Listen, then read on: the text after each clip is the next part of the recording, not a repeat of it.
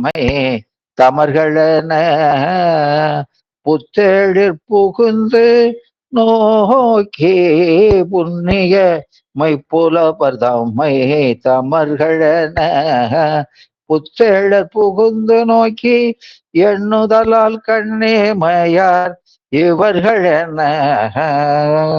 எண்ணுதலால் கண்ணிமையான் இவர்களென இயம்புவிக்கும் துறை செய்தேவே கண்ணிமையார் இவர்களென இயம்புவிக்கும் துறை செய்தேவே.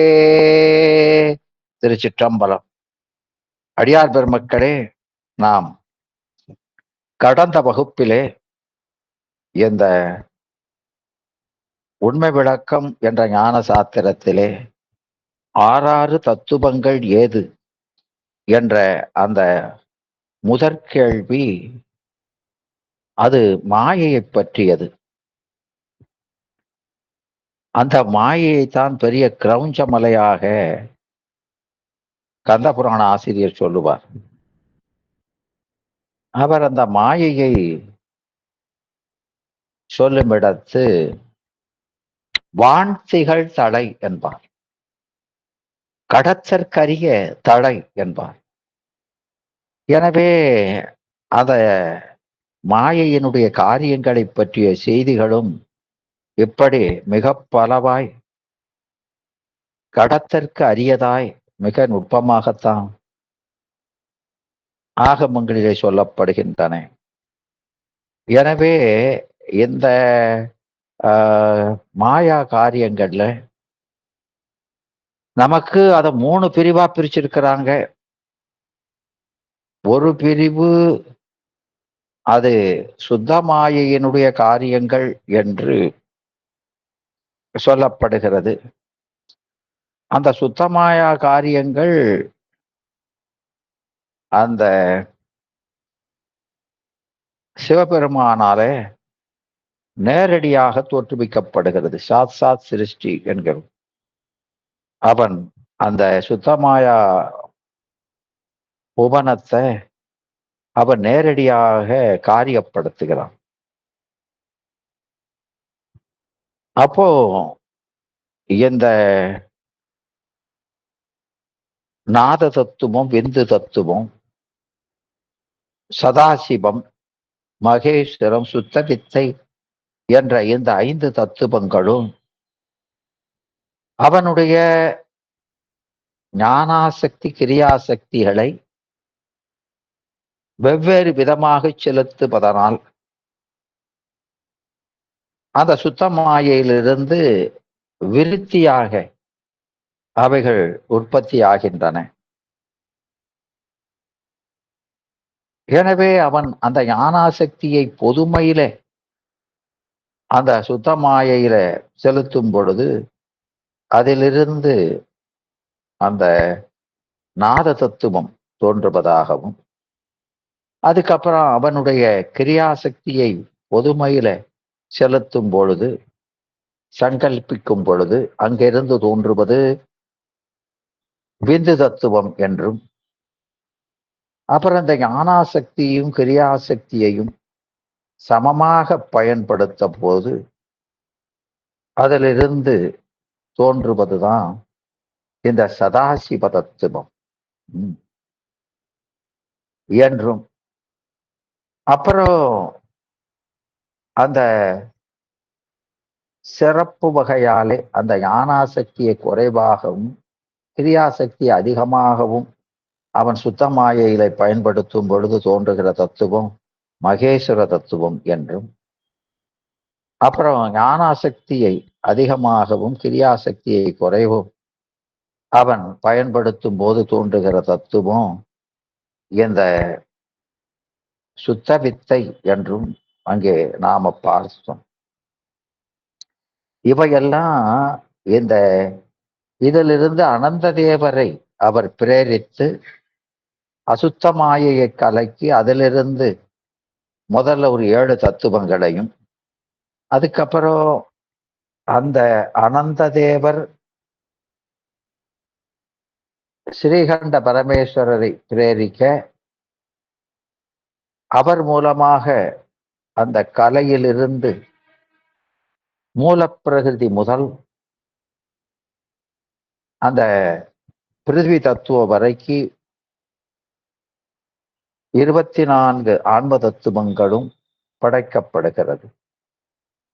இப்படி அது 3 பகுதியாக சுத்த தத்துவங்கள் 5, சுத்த தத்துவங்கள், கலப்பு மாயையிலிருந்து தோன்றிய சுத்த தத்துவங்கள் 7 என்றும், அசுத்த தத்துவங்கள் 24 என்றும் இப்படி 3 பிரிவாக வைக்கப்படுகிறது. இப்படி 3 பிரிவாக வைக்கப்படுவதனால இது அது எதிலிருந்து தோன்றியதுங்கிறது பற்றியும், அப்புறம் அது பயன்பாடு பற்றியும் 3ஆக அது இருக்கிறது. இந்த சுத்த தத்துவங்கள் எல்லாம் செலுத்தும் தத்துவங்களாகவும், வித்யா தத்துவங்கள் எல்லாம் அது அந்த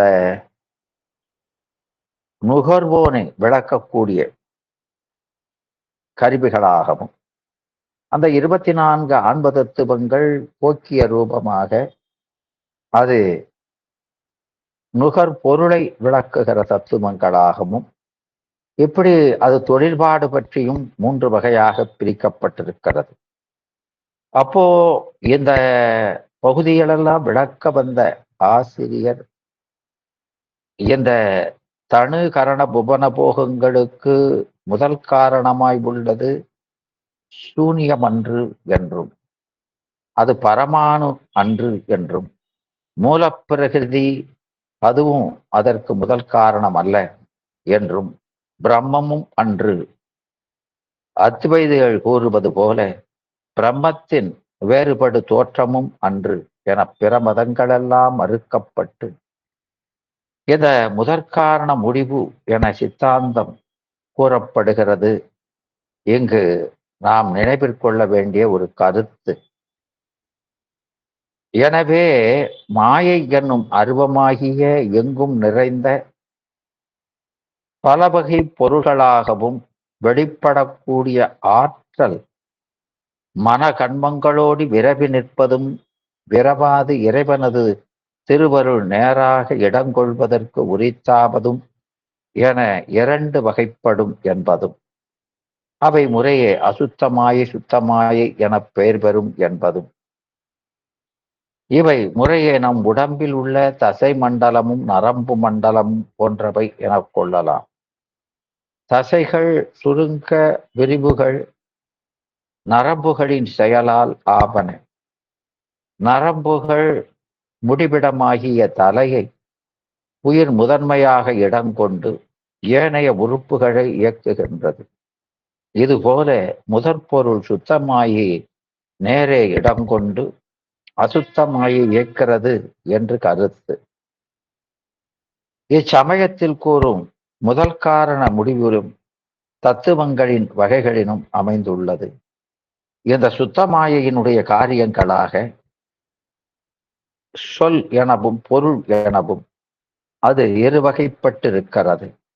இந்த சொல் என்பது ஆன்மாவின் அறிவை பற்றி நின்று அதற்கு அவ்வப்பொருளினுடைய கருத்து பிளம்பை உளதாக்குகிறது. இதனை ஞாபக சக்தி எனவும், கோடம் எனவும், நாதம் எனவும் கூறுவர். எனவே அதை சர் ஜான் உட்ராப் என்பவர் பின்வருமாறு விளக்குகிறார். நாம் ஒரு புத்தகத்தை காண்கிறோம். புத்தகம் என்பது நமக்கு வெளியே உள்ளதொரு பொருள். அந்த பொருளை நினைவிற்கொள்ளத்தக்கதாக அடையாளச் சீட்டு போல நம் மனத்திற்கொள்வது புத்தகம் என்னும் சொல். ஒருவன் புத்தகம் என்றவுடன் அதன் கருத்து பிழம்பு நம் உள்ளத்திலே தோன்றுகிறது. அந்த சொல்ல சொன்ன உடனே அந்த பொருள் உணர்வு நம்மிட தோன்றுகிறது. இதை ஆங்கிலத்தில் அதாவது ஐடியா ஃபார்ம் ஆஃப் தாட்னு சொல்லுவாங்க. இனி நம் அறிவு அந்த பிழம்பை நோக்கி அதனை நம் கருத்தில் எழுப்பிப்பதாக இருப்பது புத்தகம் என்னும் சொல் இவ்வாறு அந்த கருத்து பிழம்பை நோக்கி செல்வதாய் அதனை நம் மனக்கண் முன் தோற்றுவிப்பதாய் உள்ள ஆற்றலை அதைத்தான் அந்த வாக்குன்னு சொல்றோம். எனவே இந்த இயல்பு உள்ள ஞாபக சக்தியின் வடிவங்களை 4ஆக வகுத்து சைவ சித்தாந்தம் சொல்கிறது. அவை முறையே செப்பல், உண்ணல், பொதுமை, நுட்பம் என்று சொல்லப்படும். இவற்றை முறையே வைகரி, மத்திமை, பைசந்தி, சூக்குமை என்று ஆகமங்கள் சொல்லும். நாம் நமது கருத்துக்களை தெளிவாக உணர்ந்து கொள்ளவும் பிறருக்கு நம் உள்ளத்தில் ஏற்படுத்த கருத்தை வெளிப்படுத்தவும் எழுத்தாகவோ சொல்லாக வெளிப்படுவதுதான் அந்த எக்ஸ்பிரஷன் சொல்லக்கூடிய செப்பல் அல்லது வைகரி வாக்கு. தன் செவிக்கும் பிறர் செவிக்கும் கேட்குமாறு சொல்வது. இவ்வாறு சொல்லுவதற்கு அல்லது எழுதுவதற்கு அந்த அதுக்கு முன்னால அந்த கருத்துக்களை நம் உள்ளத்தில மொழி வடிவிகளே எண்ணுகிறோம். ஆமா, அந்த அது என்ன வடிவமாக இருக்கிறது. அத உண்ணல் அல்லது மத்திமை எனப்படுகிறது. இந்த மத்திமை வாக்கு மனம், புத்தி, அகங்காரம் என்னும் அகக்கருவிகளை பற்றி எழுவதாக நம் முன்னோர்கள் கண்டுள்ளனர். இவ்வண்ணம் பொருள்களுடைய சபிகற்ப உணர்வு என்னும் சிறப்பு உணர்வை நமக்கு அகத்தை எழுப்புவதாக உள்ளது. எல்லா சபிகற்ப உணர்வும் நிர்வற்ப உணர்வை அது முன்னதாக கொண்டதாக இருக்கும். அது மேலதான் செவிகற்ப உணர்வு வரும் என்பது இதுதான் அடிப்படை துணிவு. அந்த நிர்விகற்ப உணர்வை எழுத்துக்களின் பிரிவின்றி பொதுவாக சித்தம் என்னும் நம் உள்ளத்தில் எழுப்புவதாக உள்ள அந்த வாக்கின் பொதுநிலையை பைசந்தி எனவும் விந்து எனவும் அது சொல்லப்படுகிறது. நம் உணர்வு ஒரு குறிப்பிட்ட பொருளின் மீது சாய்தல் இன்றி புறப்பொருளை நோக்கி நிற்கும் நிலைக்கு காரணமாக உள்ளதுதான் அந்த நுட்பம் அல்லது சூக்குமை அல்லது நாதம் எனப்படுகிறது. மேலே விளக்கப்பட்ட நுட்பம், பொதுமை, உண்ணல், செப்பல் அல்லது சூக்குமை, பைசந்தி, மத்திமை, வைகரி என்ற 4 வாக்கும் ஒன்றற்கு ஒன்று முறையே அது விருத்திப்பட்டு காரண காரியமாய் நிற்பன என்றும் அவற்றுள் அடிநிலையில கூறப்பட்ட சூக்குமை என்பது சுத்தமாயின் வடிவே ஆகும் என்பதும் சித்தாந்த சைவர்களது கொள்கை. சத்த பிரமவாதிகள் இங்கே விளக்கப்பட்ட சூக்குமை வாக்கே பிரம்மம் எனவும் அதனுடைய திரிவே எல்லா பொருட்களுமாம் என்றும் கூறுவர். மாணிக்க வாசகர் அவர் உய்ய என் உள்ளத்தில் ஓங்காரமாய் நின்ற மெய்யா என்ற இடத்து இறைவன் எவ்வாறு சுத்தமாயை காரியப்படுத்தி சூக்குமை, பைசந்தி, மத்திமை என உள்ளத்திலிருந்து உலகப் பொருள்களின் அறிவை உண்டு பண்ணுகிறான் என்னும் கருத்தை தெரிவிக்கிறார் என்பது சைவருடைய துணிவு. இதன் விளக்கம் 4ஆம் சூத்திரத்தில் அந்த கரணங்களை பற்றி அந்த சொல்லும் பொழுது அது மேலும் தரப்படுகிறது. இதுவரையில் சொல்லாகிய அந்த சுத்தமாயின் காரியம் பொதுவாக பார்க்கும். இனி இந்த பொருள் வடிவமாகிய உள்ள அந்த சுத்தமாயின் காரியங்கள் இருவகைப்படும். அவை கலையும் தத்துவமும் ஆகும். அவற்றுள் கலைகள் என்பவை சாந்தி, அதீத கலை, சாந்திகளை, வித்யாகலை, பிரதிஷ்டாகலை, நிவர்த்திகளை என்ற ஐவகைப்பட்டு நின்று சொல்லும் பொருளும் ஆகிய எல்லா பொருளுக்கும் மேலாய் அவற்றின் கண் ஊடுருவி தங்கள் அவற்றை அடக்கி கொண்டு நிற்கும் தத்துவம் எனப்படும் அந்த சுத்தமாயின் காரியங்கள் சிவம், சக்தி, சாதாக்கியம், ஈஸ்வரம், சுத்தவித்தை என்று ஐவகைப்பட்டு இறைவனது ஞானாக்கிரியா சக்திகளுக்கு ஆதாரமாய் நின்று ஏனைய 31 தத்துவங்களையும் செலுத்துபரவாய் அமைகின்றது. இவை ஏனைய தத்துவங்களை செலுத்துவனவை அமைதல் பற்றி இவற்றை நாம செலுத்தும் தத்துவங்கள் பிரேரக காண்டம் என்று வழங்குகின்றோம். பிரேரகம்னா செலுத்துவது, காண்டம்னா தொகுதி. இவற்றுள் சிவம் சக்தி எனும் தத்துவங்கள் நாதம் எனவும் விந்து எனவும் குறிக்கப்படும். இந்த இரண்டு தத்துவங்களும் இவற்றில் அடங்கி உள்ள புவன போகங்களும் சாந்தி அதீத கலையால் வியாபிக்கப்பட்டிருப்பது. ஏனைய மூன்று தத்துவங்களும் அவற்றில் அடங்கிய புவன போகங்களும் சாந்திகளையால் வியாபிக்கப்படுவன. எஞ்சியுள்ள 31 தத்துவங்கள் அசுத்த மாயையின் காரியங்களாகும். அவை வித்யா தத்துவம் எனவும் ஆன்ம தத்துவம் எனவும் முறையே 7ஆகவும் 24ஆகவும் வைத்து எண்ணப்படும். இந்த தத்துவங்கள் அண்டத்திலும் பிண்டத்திலுமாக உடம்பிலும் வேறு வேறாக நிலை பெறுவன. 31 தத்துவங்களை நாம் அன்றாடம் எவ்வாறு பற்றியும் விட்டு வருகிறோம் என்பது அவத்தைகள் என்று சொல்லப்படுகின்றன. உடம்புதோறும் நான் எனவும் அந்த நான் என்னும் தன்னோக்கு உணர்வு செல்ஃப் கான்சியஸ் சொல்றமே, அது வடிவிலே உள்ளதே அந்த உயிர் அல்லது ஆன்மா எனப்படும். அந்த உணர்வு யான் இதனை அறிந்தேன் என பொருள்களை நோக்கி அறியும் போது அறிவோன் எனவும் அறிவு எனவும் இருவகைப்பட எண்ணப்படுகிறது. பொருளும் குணமும் அறிவோன் பொருள் அறிவு குணம் என்று அது வெளிப்பட்டு அந்த அறிவிலிருந்து அந்த பொருளிலிருந்து குணம் வெளிப்பட்டு நிற்கிறது. யான் என்பது தன்னை நோக்கி நிற்கும் நிலை. அந்த நிலையில தான் அந்த உணர்வு ஆன்மா எனப்படுகிறது. இதனை அறிகிறேன் என பொருளை நோக்கி சென்று அதை பற்றும் பொழுது அந்த உணர்வை அறியாமல் அந்த அந்த உணர்வை நான் இதனை அறிகிறேன்கும் போது தொழில்படுது. அது அதனுடைய ஆற்றல், தொழில்படுவதனால ஆற்றல். அது ஆன்மாவினுடைய அறிவு சக்தி, ஞானாசக்தி, சித் சக்தி என குறிக்கிறோம். எனவே அந்த ஒன்றை விட்டு ஒன்று நீங்காதது. இது என்பது நமக்கு புறத்தே உள்ள பொருள், அந்த சுற்றி அறிகிற பொருள், அதனை அறியப்படு பொருள் என்று சொல்கிறோம். இவ்வாறு நம் அறிவு பிற பொருளை நோக்கி செல்வதற்கு 2 துணைகள் வேண்டும் என சைவ சித்தாந்தம் கொள்கிறது.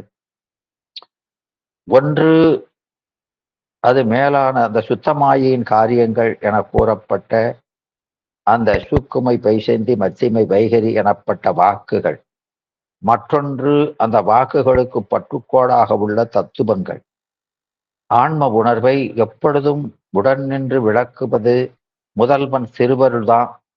ஆனாலும் ஆன்மாவின் அறிவை அந்த திருவருளின் பயனை எய்தாதபடி தடுத்து நிற்கும் ஆணவ மலத்தினால் தன் அறிவு விளக்கத்தை இழந்து நிற்கிறது. இந்த நிலை இது ஞாயிற்றின் ஒளியிலே மூழ்கியுள்ள அந்த கண்ணானது படலத்தால் மறைப்புண்டு இருளிலே மூழ்கி நிற்பதை போன்றது என்று வைத்துக் கொள்ளலாம். இந்த படலத்தின் செயலை நீக்கி சிறிது ஒளியை பெற வைப்பனவைதான் மாயையின் காரியங்களாகிய தத்துவங்கள்.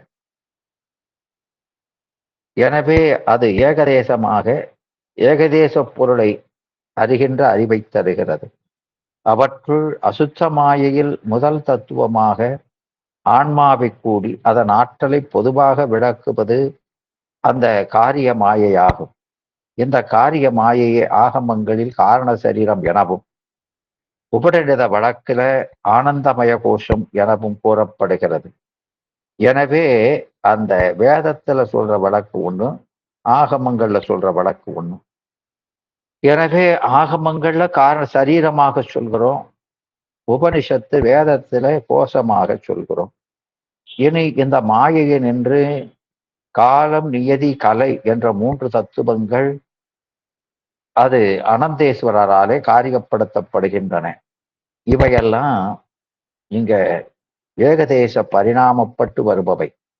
இவற்றுள் கலை என்பது ஆணவ மலத்தினுடைய சக்தியை மேலும் சிறிது நீக்கி உயிரினுடைய அறிவாற்றலை புத்தியின் கண் செலுத்துவதாக இருக்கிறது.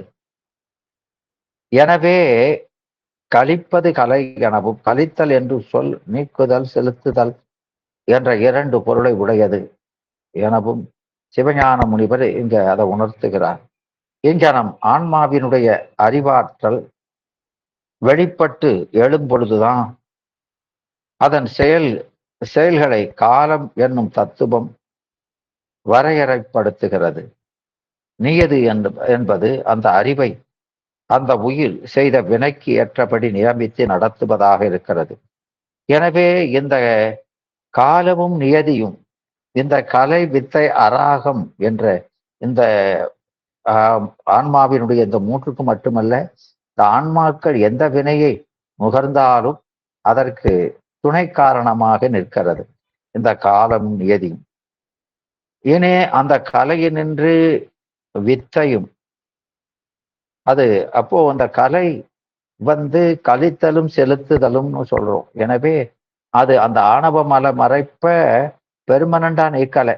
அந்த அதான் ஒருவன் கையில் ஏந்தி இருக்கிற அந்த தீச்சட்டியினுடைய அந்த சூடானது அவன் மந்திரத்தை சொல்ற வரைக்கும் அவன் கையை சுடாம இருப்பது போல, இந்த கலை வேலை செய்யற வரைக்கும் அந்த மறைப்பு தற்காலிகமாக நீக்கப்பட்டிருக்கும். அது வினைக்கு தகுந்தாற் போல, அவ்வளவுதான். எனவே அந்த கலை அந்த மறைப்பை ஏகதேசமா நிற்கும் பொழுது அறிவாற்றலும் விளங்கித்தான் நிற்கும், இச்சையும் விளங்கித்தான் நிற்கும். ஆனா இந்த செயலாற்றலை விளங்கி நிற்பது போல அறிவாற்றல் விளங்காமல் அறிவாற்றல் ஒரு திகைப்பு மாத்திரமா நிற்கும். அந்த திகைப்பை நீக்குவதற்கு வித்தையிலிருந்து அந்த கலையிலிருந்து வித்தை என்ற தத்துவம் தோன்றி அந்த அறிவினுடைய திகைப்பை நீக்குவதற்காக உதவுகிறது. அந்த வித்தையிலிருந்து அராகம் தோன்றி ஆன்மாவினுடைய இச்சையை விளக்குவதாக. அப்போ அந்த ஞானத்தினுடைய விருத்தியாக இருப்பது இச்சையும் கிரியையும். அப்போ அறிவு, இச்சை, செயல் இந்த மூன்றும் புருடனுக்கு இந்த கருவிகளால் விளங்கி நிற்கும் பொழுது இதையெல்லாம் அந்த ஆன்மாட்ட கூட்டிட்டா அவனுக்கு புருடன் என்று பெயர். அப்போ அந்த புருடன் இந்த அறிவு, இச்சை, செயலாகி அவனுடைய குணம் விளங்கினதுனால அவன் நுகர்ச்சிக்கு பொது வகையால தகுதி எய்தி நிற்கிறான். அப்போ அந்த சிறப்பு வகை தகுதி என்பது அந்த மூலப்பிரகிருதியினுடைய பஞ்ச கிலேசம் என்ற அதுவும் கூட சேரணும். எனவே அது சேர்ந்தா அவன் சிறப்பு வகை தெய்வத்துப்பட்டு அது போக நுகர்ச்சியின் உண்முகத்துக்கு ஏதுவான பஞ்ச கிலேசம் என்ற அந்த பும்சுமலம் சேரவே அவன் முழு புரடனாக உலகை நுகர்வதற்கு தகுதி உடையவனாக நிற்கிறான். எனவே அந்த ஆன்மாவினுடைய அறிவாற்றலை வித்தையும் இச்சையை அராகமும் எழச் செய்கின்றன. அது மறைக்கப்பட்டதை விளக்கி அது வினைக்கீடாக விளக்கி நிற்குது. இவை முறைவே ஆன்மாவினுடைய அறிவு விளக்கத்தையும் இச்சை விளக்கத்தையும் செயல் விளக்கத்தையும் செய்வனாக உள்ளன. வித்தை என்ற சொல் அறிவு என்ற பொருளை குறிப்பது. அராகம் என்னும் அந்த வட சொற்பொருள் அது விருப்பம் என்பது. அதுதான் அந்த ராகம்ங்கிறது அராகம் என்று தமிழிலே சொல்லப்படுகிறது. ஏன்னா முதல் எழுத்தா வராது, அதனால அராகம் சொல்றோம். ரத்னம் என்பதை அரதனம் என்றார் போல ஆணவ மலத்தோடு கூடி நின்ற இந்த ஆன்மா பசு எனப்படுகிறது. உயிர் காரண சரீரம் எனப்பட்ட அந்த மாயையுள் நின்ற போது அதன் அறிவு, விளைவு, செயல்கள் பொதுவாக பிரிப்பின்றி விளங்கும். பின் கலை, வித்தை, அராகம் என்பவற்றோடு காலம், நியதி என்பவையும் அது பொருந்தி நிற்கும். அப்படி அது பொருந்தி நிற்கும் பொழுது அதன் செயல், அறிவு, விளைவு என்பவற்றை அது பிரிந்து விளங்குகின்றன. இந்த 5 தத்துவங்களையும் கஞ்சுக சரீரம் என்று ஆகமங்கள் கூறும். மாயை என்பது உள்சட்டை போல அமைந்தால் இந்த 5ம் அதற்கு மேல் சட்டை போல உயிரை பிரியாமல் நிற்கும். கஞ்சுகம் என்பது சட்டை அல்லது போர்வை. இந்த 5ம் உயிரை அறிவு, விளைவு, செயல் உடைய செய்வோனாக கர்த்தாவாக ஆக்குதலினால் இவை வேத வழக்கில் விஞ்ஞானமய கோஷம் எனப்படும். அப்போ அது வேத வழக்குல கோஷமா சொல்றது விஞ்ஞானமய கோஷம்ங்கிறோம். அத கஞ்சுக சரீரம் என்று அத ஆகமங்கள் சொல்கிறது. ஆகம வழக்குல கஞ்சுக சரீரம், வேத விளக்குல விஞ்ஞானமய கோஷம். அப்போ முதல்ல இருந்ததை விட கொஞ்சம் அறிவு நுட்பமாயிருக்கு. இவற்றோடு கூடி உள்ள இந்த உயிர் மூலப்பிரகிருதியின் குணங்களில் சார்புடையதாய் நிற்கும் போது அந்த பஞ்ச கிலேசம் சேரும் போது புருடன் எனப்படுவான். அந்த மூலப்பகுதி என்பது கலை என்பதிலிருந்து தோன்றிய ஒரு தத்துவம் தான். இந்த மூலப்பகுதியிலிருந்து குணதத்துவமும், அதிலிருந்து புத்தியும், அதிலிருந்து அகங்காரமும் தோன்றும். இதெல்லாம் இந்த 3 குணமும் சமமாக வெளிப்படாம இருக்கிறனால அந்த மூலப்பிரகிருதி. இதுதான் நமக்கு ஆன்மாவுக்கு விடயங்களை பற்றிய சுக, துக்க, மோக அனுபவங்களை கொடுப்பது. அதனால இவையெல்லாம் விடயத்தை பற்றி நமக்கு அறிவை கொடுப்பதாக இருக்கிறது. அதுல குணதத்துவத்துல இந்த 3 வெளிப்பட்டு சமமாக நிற்பது. அந்த நிலையில குணதத்துவம் வரும். அப்புறம் அந்த குணதத்துவத்திலிருந்து புத்தி அது சாத்விகம் அதிகமாகவும் ஏனைய 2 குணங்கள் குறைவாகவும் இருப்பது. அந்த புத்திய நாம ரொம்ப விரிவா 612 காட்டினாரு. அதுதான் இந்த ஆன்மாவுக்கு போக்கிய ரூபம். எந்த விடயமும் குருடனை நேரே சென்று சேர்வதில்லை. அது இந்த புத்தி மூலமாக அந்த புருடனுக்கு அந்த வித்தை என்ற கருவி மூலம் சென்று அடைகிறது. இந்த புத்தி தான் அது இந்த வாயில்களால் அறியப்பட்ட விடயத்தை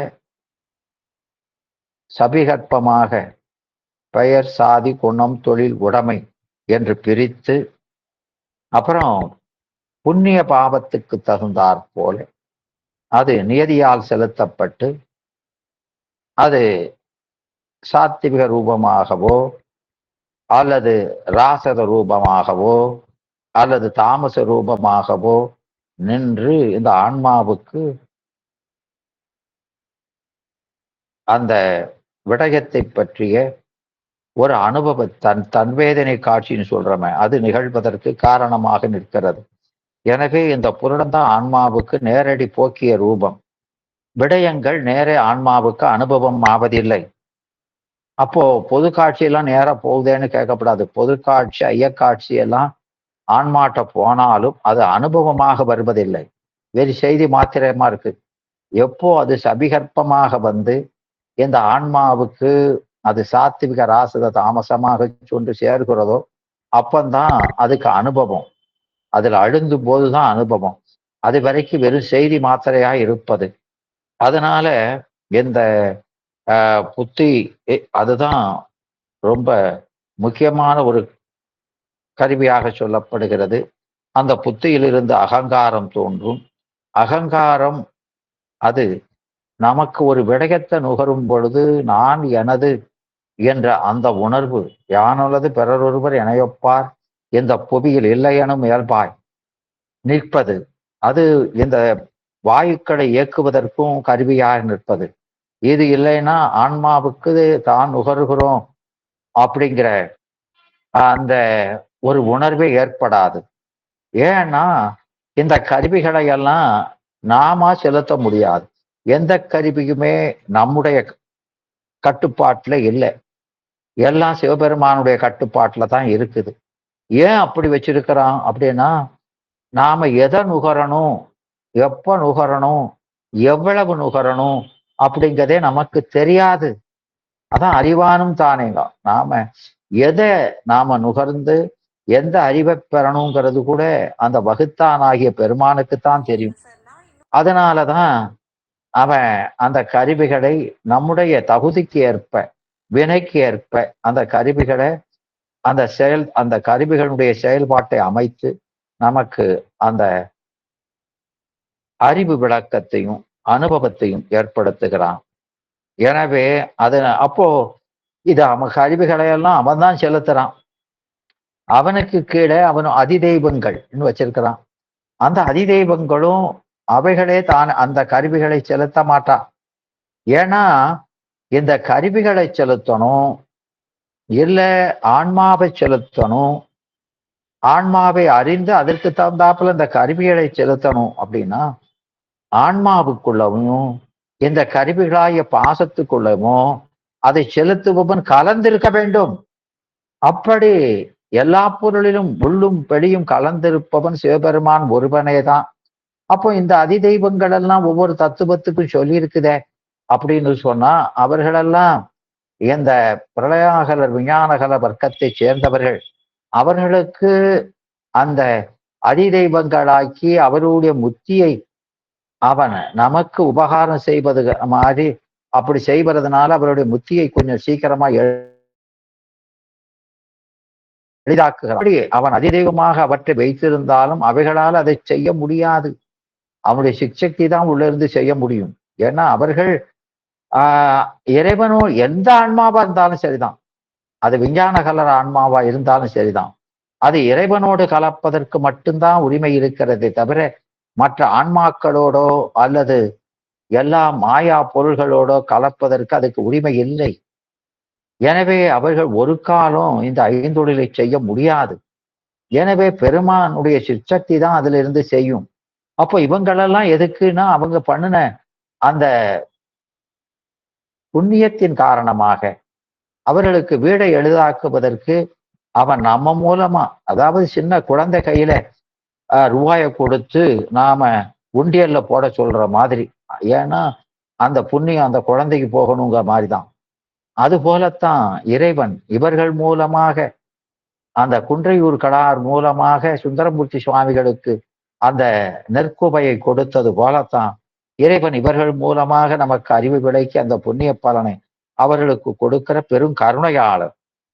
எனவே இந்த இறைவன் இப்படி இந்த அகங்காரம், அந்த ஒன்னும் அவன்தான் நேர எல்லா கருவிகளையும் செலுத்தி நமக்கு அந்த விடைய போகத்தை கொடுக்குறான். அப்போ அந்த விடைய போகம் நமக்கு வரணும்னா நாமும் செய்யறோம் அப்படிங்கிற அந்த உணர்வு இல்லைன்னா அடுத்தவன் செய்யறத நம்ம பார்த்துக்கிட்டு இருக்க மாதிரி நமக்கு அந்த அனுபவம் வராது. அதனால அவன் இந்த புருடனை செலுத்தி புருடன் அந்த கருவியை செலுத்துவது போன்ற ஒரு பிரேமையை ஏற்படுத்துகிறான்.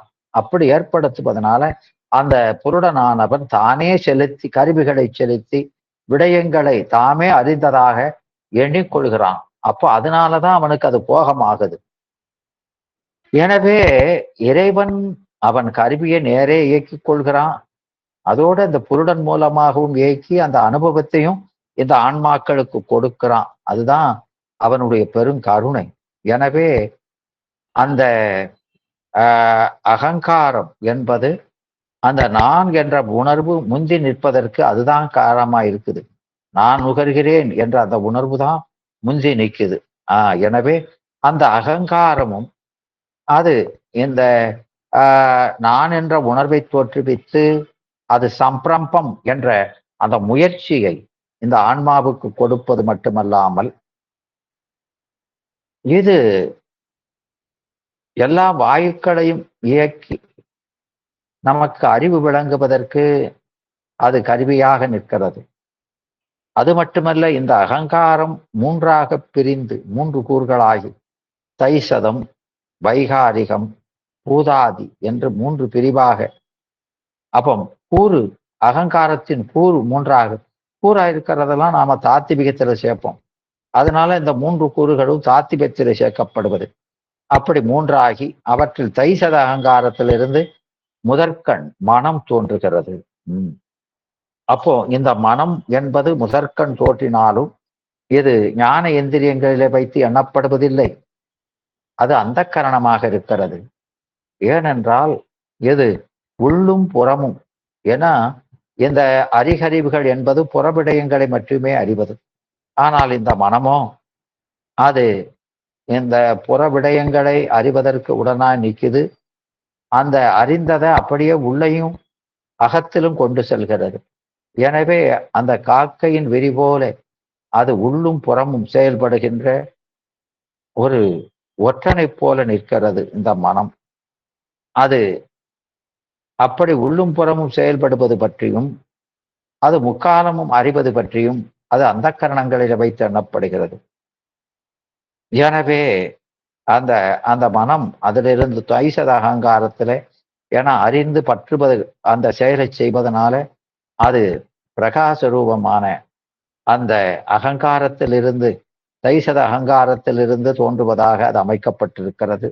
அதற்கப்புறம் அந்த தைசத அகங்காரத்திலிருந்து இந்த ஞான இந்திரியங்கள் மை வாய் கண் மூக்கு செவி என்ற 5 பொறிகளும் உண்டாகின்றன.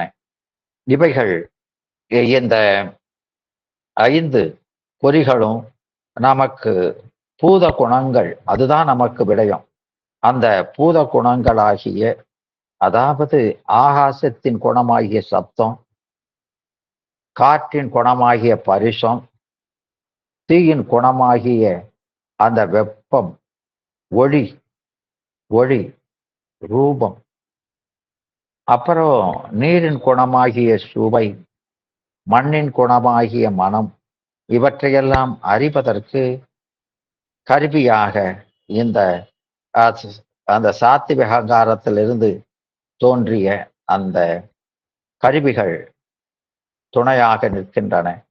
எனவே இந்த கருவிகளை நாம் அறிவு கருவிகள் என்று சொல்கிறோம். இந்த அறிவு கருவிகள் நம்ம அந்த பொருடன் ஒரு விடயத்தை பற்றி அறிவதற்கு வாயில்களாக நிற்கிறது. அந்த விடய அறிவு செல்வதற்கு இதுதான் வாயிலா நிற்குது. அதனால இவற்றை இந்த பொறிகளை வாயில்கள் என்று நாம சொல்கிறோம். இத ஞான இந்திரியங்கள் என்று சொல்கிறோம். இந்த ஞான இந்திரியங்கள் என்பது அத இந்த எவ்வாறு செயல்படுகின்றன, இவை ஏன் தைசத அகங்காரத்திலிருந்து தோன்றுகின்றன என்பதற்கு இவை ஞான இந்திரியங்கள் 5ம் அது வித்தையான் விளங்கிய ஆன்மாவினுடைய ஞானாசக்தியான் அதிர்ஷ்டிக்கப்படுது. அந்த ஆன்மாவினுடைய ஞானாசக்தி தான் இந்த பொறிகளை விடயத்துல செலுத்துது. எனவே அதனால இந்த இவைங்கிறது இந்த ஞான இந்திரியங்கள் 5ம் வித்தையான் அறிவு விளங்கிய அந்த ஆன்மாவினுடைய ஞானாசக்தியால் அதிர்ஷ்டிக்கப்பட்டுனா செலுத்தப்பட்டு பொருள்களை அது பொதுவாக, அதாவது விசேடன விசேடிய இயல்பு பற்றி அது சபிகற்பமாக அறியுமாறின்றி பொதுவா அந்த சிறப்பா அறியாம பொதுவாக அந்த பொருளினுடைய விசேடியத்தெல்லாம் அறியாம பொதுவாக நிர்விகற்பமாய் அறிவதற்கு எது கருவியாக இருக்கிறதோ அவற்றை நாம ஞான சக்தி, ஞான இந்திரியம், அறிவு பொறிகள் என்று சொல்கிறோம். அப்போ இந்த 5ம் ஆன்மாவுக்கு வித்தையான் விளங்கிய ஞானாசக்தியால் அதிர்ஷ்டிக்கப்பட்டு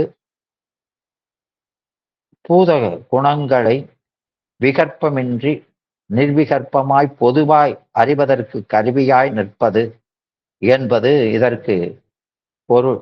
எனவே அதனால இது சாத்விக அகங்காரத்திலிருந்து தோன்றிருக்கிறது என்பது பொருத்தமுடையதுதான். அப்போ அந்த விடயத்தை பற்றிய அறிவை கொடுப்பதனால அந்த பிரகாச ரூபமான அந்த சாத்விக அகங்காரத்திலிருந்து தோன்றியது. அதுதான் நமக்கு சிவப்பிரகாசத்திலும் அந்த 26வது திருவிருத்தத்துல அரித்தி மிகும் கரகால நியதியுடன் வித்தை அராகம் இவை அனந்தரால் மாயதனிலாகும் உருத்திரலால் கலையதனில் பிரகதி குணங்கள் உளவாகும் அகங்காரம் புத்திதனில் உதிக்கும் தெரித்தது திரிபிதமாம் தைசத வைகாரி திகழ்த்ததி பூராதி என திருத்திய சாத்திகம் விரித்த குணம், சாத்தியிலிருந்து விரித்த குணம் எனது மனம், முதல மனம், புத்தி இந்திரியம் என்று விளம்பிய சோத்திராதி முதல் விளங்கியிடும் விரிந்தே என்று அங்கே சொல்லுவார். எனவே அது சோத்திராதிங்கன்னா அந்த செவி முதல் செவி தோல் கண்ணாக்கு முக்கு என்று 5ஆக விரிந்து 5 பொறிகளாக இருக்கும் என்பது. அப்புறம் இந்த செவி, தோல், கண்ணாக்கு, மூக்குங்கிறதெல்லாம் நம்ம கண்ணுக்கு புலப்படாத ஒரு ஆற்றல். அது இந்த உடம்பு முழுவதும் நிற்பது. அது அந்த செவி முதலான உறுப்புகளில் அது விளங்கி நிற்பது. அப்போ அந்த பொறி இடம் வேறு பொறி வேறுங்கிறோம். அந்த பொறி இடங்களில் அது சிறந்து நிற்கிறது அப்படின்னு சொல்றோம்.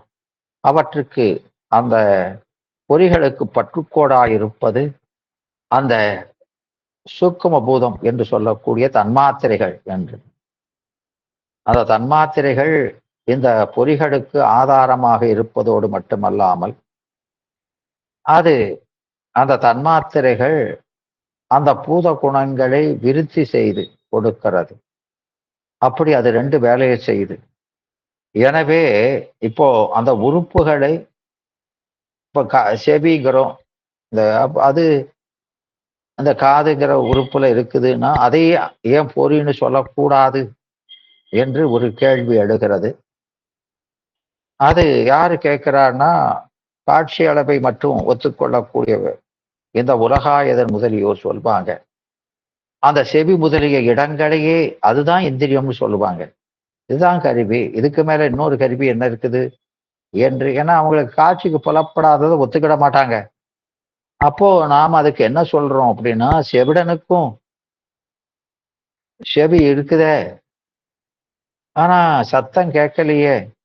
அப்போ அப்போ அந்த செவி இருந்தாலும் அது சத்தத்தை கேட்க முடியலைன்னா அப்போ அங்க ஒரு குறை இருக்குது. அப்போ அந்த செவிக்குள்ள ஏதோ ஒரு ஆற்றல் குறையுது. அதுதான் அங்க அந்த செவி புலன் என்பது. அது கேளாமைக்கு காரணம் செவி என்ற உறுப்பின் வேறாய் அந்த இடத்துல அதனை அதிர்ச்சித்து நிற்கும் இந்திரியம் இல்லாமையே அன்றி பிரிது காரணமின்மையா செவி என்ற உறுப்பு இந்திரியம் ஆகாது என்பது இதனானே எல்லாருக்கும் விளங்க கிடக்கிறது. இது பற்றி ஏனைய இந்திரியங்களுக்கும் இதே போல மற்ற இந்திரியங்களுக்கும் அந்தந்த இடங்களின் வேறாய் அந்த குணங்களை அறிகின்ற ஆற்றல் என்பது வேறாய் இருக்குது. ஆற்றல் எப்போதுமே காட்சி ரூபமா இருக்காது. அதனால இதுக்கு வேறா நிற்குது என்பது அதற்கு இங்கே பதில் சொல்லப்படுகிறது. அப்புறம் அப்போ அதனால இந்த பொறி இடங்களை நாம பொறின்னு சொல்லக்கூடாது. இன்னும் இந்த கண்ணிந்திரியம் அது விடயங்களை சென்று எய்ந்து விடயத்தை அறிவதன்றி நின்றவாறே அறிதல் கூடாமையால் கண்ணென்னும் உறுப்பு நின்றவாறு நின்றலே அன்றி சென்று ஏமாறு என்மையானும் உறுப்புகளை இந்திரியம் என்றால் பொருந்தாமை அறிக என்று இன்னொரு பதிலும் சொல்றார். ஏன் அப்படின்னா இங்க கண்ணிந்திரியம் என்பது அது மற்ற பொறிகளைப் போல அந்த விடயங்களை போய் பற்றதில்லை, நின்ற இடத்திலிருந்தே பற்றுகிறது, சென்று இயைந்து விடயத்தை பற்றுகிறது. எனவே நின்றவாறே அறிதல், மற்ற இந்திரியங்கள் அது அப்படி நின்றவாறே அறிதல் கூடாது. அப்போ கண்ணன் உறுப்பு நின்றவாறு நிற்றலே அன்றி சென்று ஏய்மாறு என்மையாலும் உறுப்புகளை இந்திரியம் என்றால் பொருந்தாது. எனவே சிலவங்களுக்கு கண் இருக்கும், ஆனா காட்சி இருக்காது. அப்போ அந்த கண் மாத்திரை இருந்தா போதாது, சென்று அணிந்து அந்த விடயங்களை பற்றுகின்ற ஆற்றல் இருக்கணும். அதனால இந்த உறுப்புகளை நாம பொறிகள் என்று சொல்ல கூடாது என்கிறார். அப்புறம் இந்த கண்ணிந்திரியத்தை பற்றி சொன்னதுனால இந்த கண்ணிந்திரியத்தை பற்றி ஒரு 15 கேள்விகளை எழுப்புகிறார். எல்லாமே மிக அருமையான நுட்பமான கேள்விகள். இதையெல்லாம் நமக்கு 10ஆம் நூற்பாவில் எடுத்து அங்கே சொல்கிறார். அப்போ இந்த கண்ணிந்திரியத்தினுடைய விளக்கம் இந்த பொது பகுதியில மட்டும் இல்லாம அது அனுபவத்தை பற்றி சொல்லக்கூடிய அந்த 10ஆம் நுட்பா சிவயோகம் பற்றி சொல்லக்கூடியதுல கூட அது விளக்கப்படுகிறது. எனவே இப்போ அந்த கண்ணிந்திரியத்தை பற்றி, ஏன்னா அது ஒரு விசேஷமான இந்திரியம். அத அதன் மேல எழுகிற முதல் கேள்வி, இந்த கண் என்ற அந்த கருவி ஏனைய இந்திரியங்களைப் போல அது சென்று பற்றாது, நின்று மட்டும்தான் பற்றும் அப்படின்னு சொன்னா என்ன என்பது முதல் கேள்வி. அற்றேல் கண்ணிந்திரியம் சென்று ஏய வேண்டா, அபிகமாத்திரானே காணும் என்றாற்படும் இடுக்கு என்னை. அப்போ அதுக்கு முன்னால எந்த அந்த பொருள், அந்த விடயம் அந்த கண்ணுக்கு முன்னால வந்தா அறியும் என்று சொன்னா, அதனால என்ன தப்பு, ஏன் சென்று ஏயும் சொல்றீங்க என்று முதல் தடை எழுகிறது. அதுக்கு பதில் சொல்றாங்க, அற்றன்று, அது அபிகமுக மாத்திரையே அறிவதில்லை. துபக்கு முதலிய எந்திரியங்கள் அந்தந்த புலன்களோடு இயைந்தன்றி அறியுமாறின்மை நாம பார்த்திருக்கிறோம். ஏன்னா இப்போ பரிசம் அப்படின்னா அந்த பொருள் அந்த தோல் மேல வந்து படணும். மனம்னா அந்த மனத்தை தருகிற பொருள் நம்ம மூக்கல வந்து அந்த மனம் வந்து சேரணும். அப்போ அதை கொண்டு இப்போ காத்து இருக்குது, அந்த காத்து மூலமா பக்கத்துல மலர் இருந்தா அந்த வாசனை நம்ம மூக்குக்கு வருது. அந்த காற்று எதிர் திசையில் அடிச்சா இந்த மூக்கு அந்த மனத்தை அறிவது இல்லை. அப்போ இந்த மூக்கு அந்த விடயத்தோடு சென்று இயைந்தாலன்றி அந்த விடயத்தை அறிய முடியல. ஏன் இப்போ நாம ஒரு வேகமாக செல்லக்கூடிய ஒரு 2 வீலர்லயே எதிரையோ போய்கிட்டு இருக்கோம் அப்படின்னா, இப்ப பின்னால இருந்து ஒருத்தன் பேசுறான்னா முன்னால இருக்கவங்க காதுக்கு முழுதும் கேட்பதில்லை. ஏன்னா அந்த சத்தம் அது பின்னால போட்ட காத்துல அடிச்சு செல்லப்படுவதனால அவனுக்கு அது முழுமையாக கேட்பதில்லை. அந்த காதை சென்று அந்த சத்தம் அடைவதில்லை. அதனால இந்த பொறிகள், இந்த கண்ணிந்தை தவிர மற்ற பொறிகள் எல்லாம் அந்தந்த புலன்களோடு இயைந்தா மட்டும்தான் அறியுது. அதோட சேரலன்னா அறியாது. அது நமக்கு பிரத்யட்சமா அறிஞ்சிருக்கிறோம். அவை போல புற இந்திரிய மாகலின் இதுவும் அதே போல விடயங்களை அறியக்கூடிய கருவிதான். அதனால பொருளோடு இயைந்தன்றி காண்பது கூடாது என்பதை நாம் உணர்ந்து கொள்ளணும். இது பற்றித்தான் தர்க்கமும், அந்த தர்க்க நூல்ல சொல்லும் போது காட்சி என்பது காட்சி அளவேனா இந்திரியவுடைய சயோகமே காட்சி அளவை என்று சொல்லும். அதனால இந்த கண்ணிந்திரியம் அது அபிகம மாத்திரா மற்றும் அறிதது இல்லை. அது அந்த விடயங்களை சென்று பற்றுகிறது. தூரத்தில் இருந்தாலும் அதை சென்று பற்றுகிறது என்று அதற்கு பதில் சொல்கிறார். எனவே மற்ற இந்திரியங்களைப் போல அது நின்று பற்றுவது அல்ல, இது சென்றும் பற்றுகிறது என்று. அப்புறம் இந்த கண் விடயங்களை அபிமுக மாத்திரையால், அதாவது முன்னிலையில சன்னதி முகத்தான் காணும் என்று சொன்னால் அதுக்கு அதனால என்ன தப்பு? அந்த பொருளை கண்ணுக்கு முன்னால கொண்டு வந்து வச்சா பார்க்கும், முதுகுக்கு பின்னால இருந்தா பார்க்காது. அபிமுகத்தையா பார்க்கும்னு சொன்னா அதனால என்ன? அதனால என்ன? கண்ணுக்கு முன்னால வச்சா பார்க்கும், முன்னால இல்லைன்னா பார்க்காதுன்னு சொன்னா என்ன? அதை ஏன் சென்று பட்டுதுன்னு சொல்லணும் அப்படின்னு கேட்டா அதுக்கு பதில் சொல்றாரு, அல்லதுவும் அபிமுக மாத்திரையானே, அதாவது சந்நிய மாத்திரான முன்னிலை அளவிலே காணுமாயின், அப்படி முன்னால இருக்கிற பொருள் எல்லாம் காணும் அப்படின்னு சொன்னா, இப்போ ஒரு சுவர் இருக்குது. அந்த சுவரு நம்ம கண்ணு முன்னால தான் இருக்குது. அந்த சுவருக்கு பின்னால இருக்கிற பொருள் அதுவும் நமக்கு முன்னால தான் இருக்குது. அப்போ அந்த சுவர் தெரிகிறது மாதிரி அந்த சுவருக்கு அப்பால் அடுத்தாப்புல இருக்க பொருளும் நமக்கு காணல் வேண்டும். அதை ஏன் காண முடியல? சுபத்தை பார்க்கிற கண்ணு அதுக்கு பின்னால இருக்க பொருளை ஏன் அதுவும் முன்னால தானே இருக்குது அப்படின்னா, அந்த கண்ணுக்கும் பொருளுக்கும் இடையில இந்த சுபர் அது அபிகம மாத்திரத்துக்கு கடையா எரித்தலா காணாதுன்னு அதுக்கு பதில் சொல்றாங்க. ஐயா, அது சரிதான் நீங்க சொல்றது. அது முன்னால இருந்தாலும் இடையில இந்த சுவர் இருக்கிறதுனால மறைக்குது, அதனால பார்க்க முடியல அப்படின்னு அதுக்கு பதில் சொன்னா, அதன் மேல என்ன வருதுன்னா, சரியா அப்படி இருக்கட்டும், அப்படியே அந்த சிவரா மறைக்குது அப்படின்னு வச்சுக்கிட்டா, இவ்வாறு நீ விடை கூறின் அபிமுகமாதல் அன்றி பின்பக்கத்து உள்ளதாகிய பொருளை அபிமுகமாய் நின்ற கண்ணாடியின் எதிர்பிம்பமாய் காணுதல் வேண்டும். அப்போ இந்த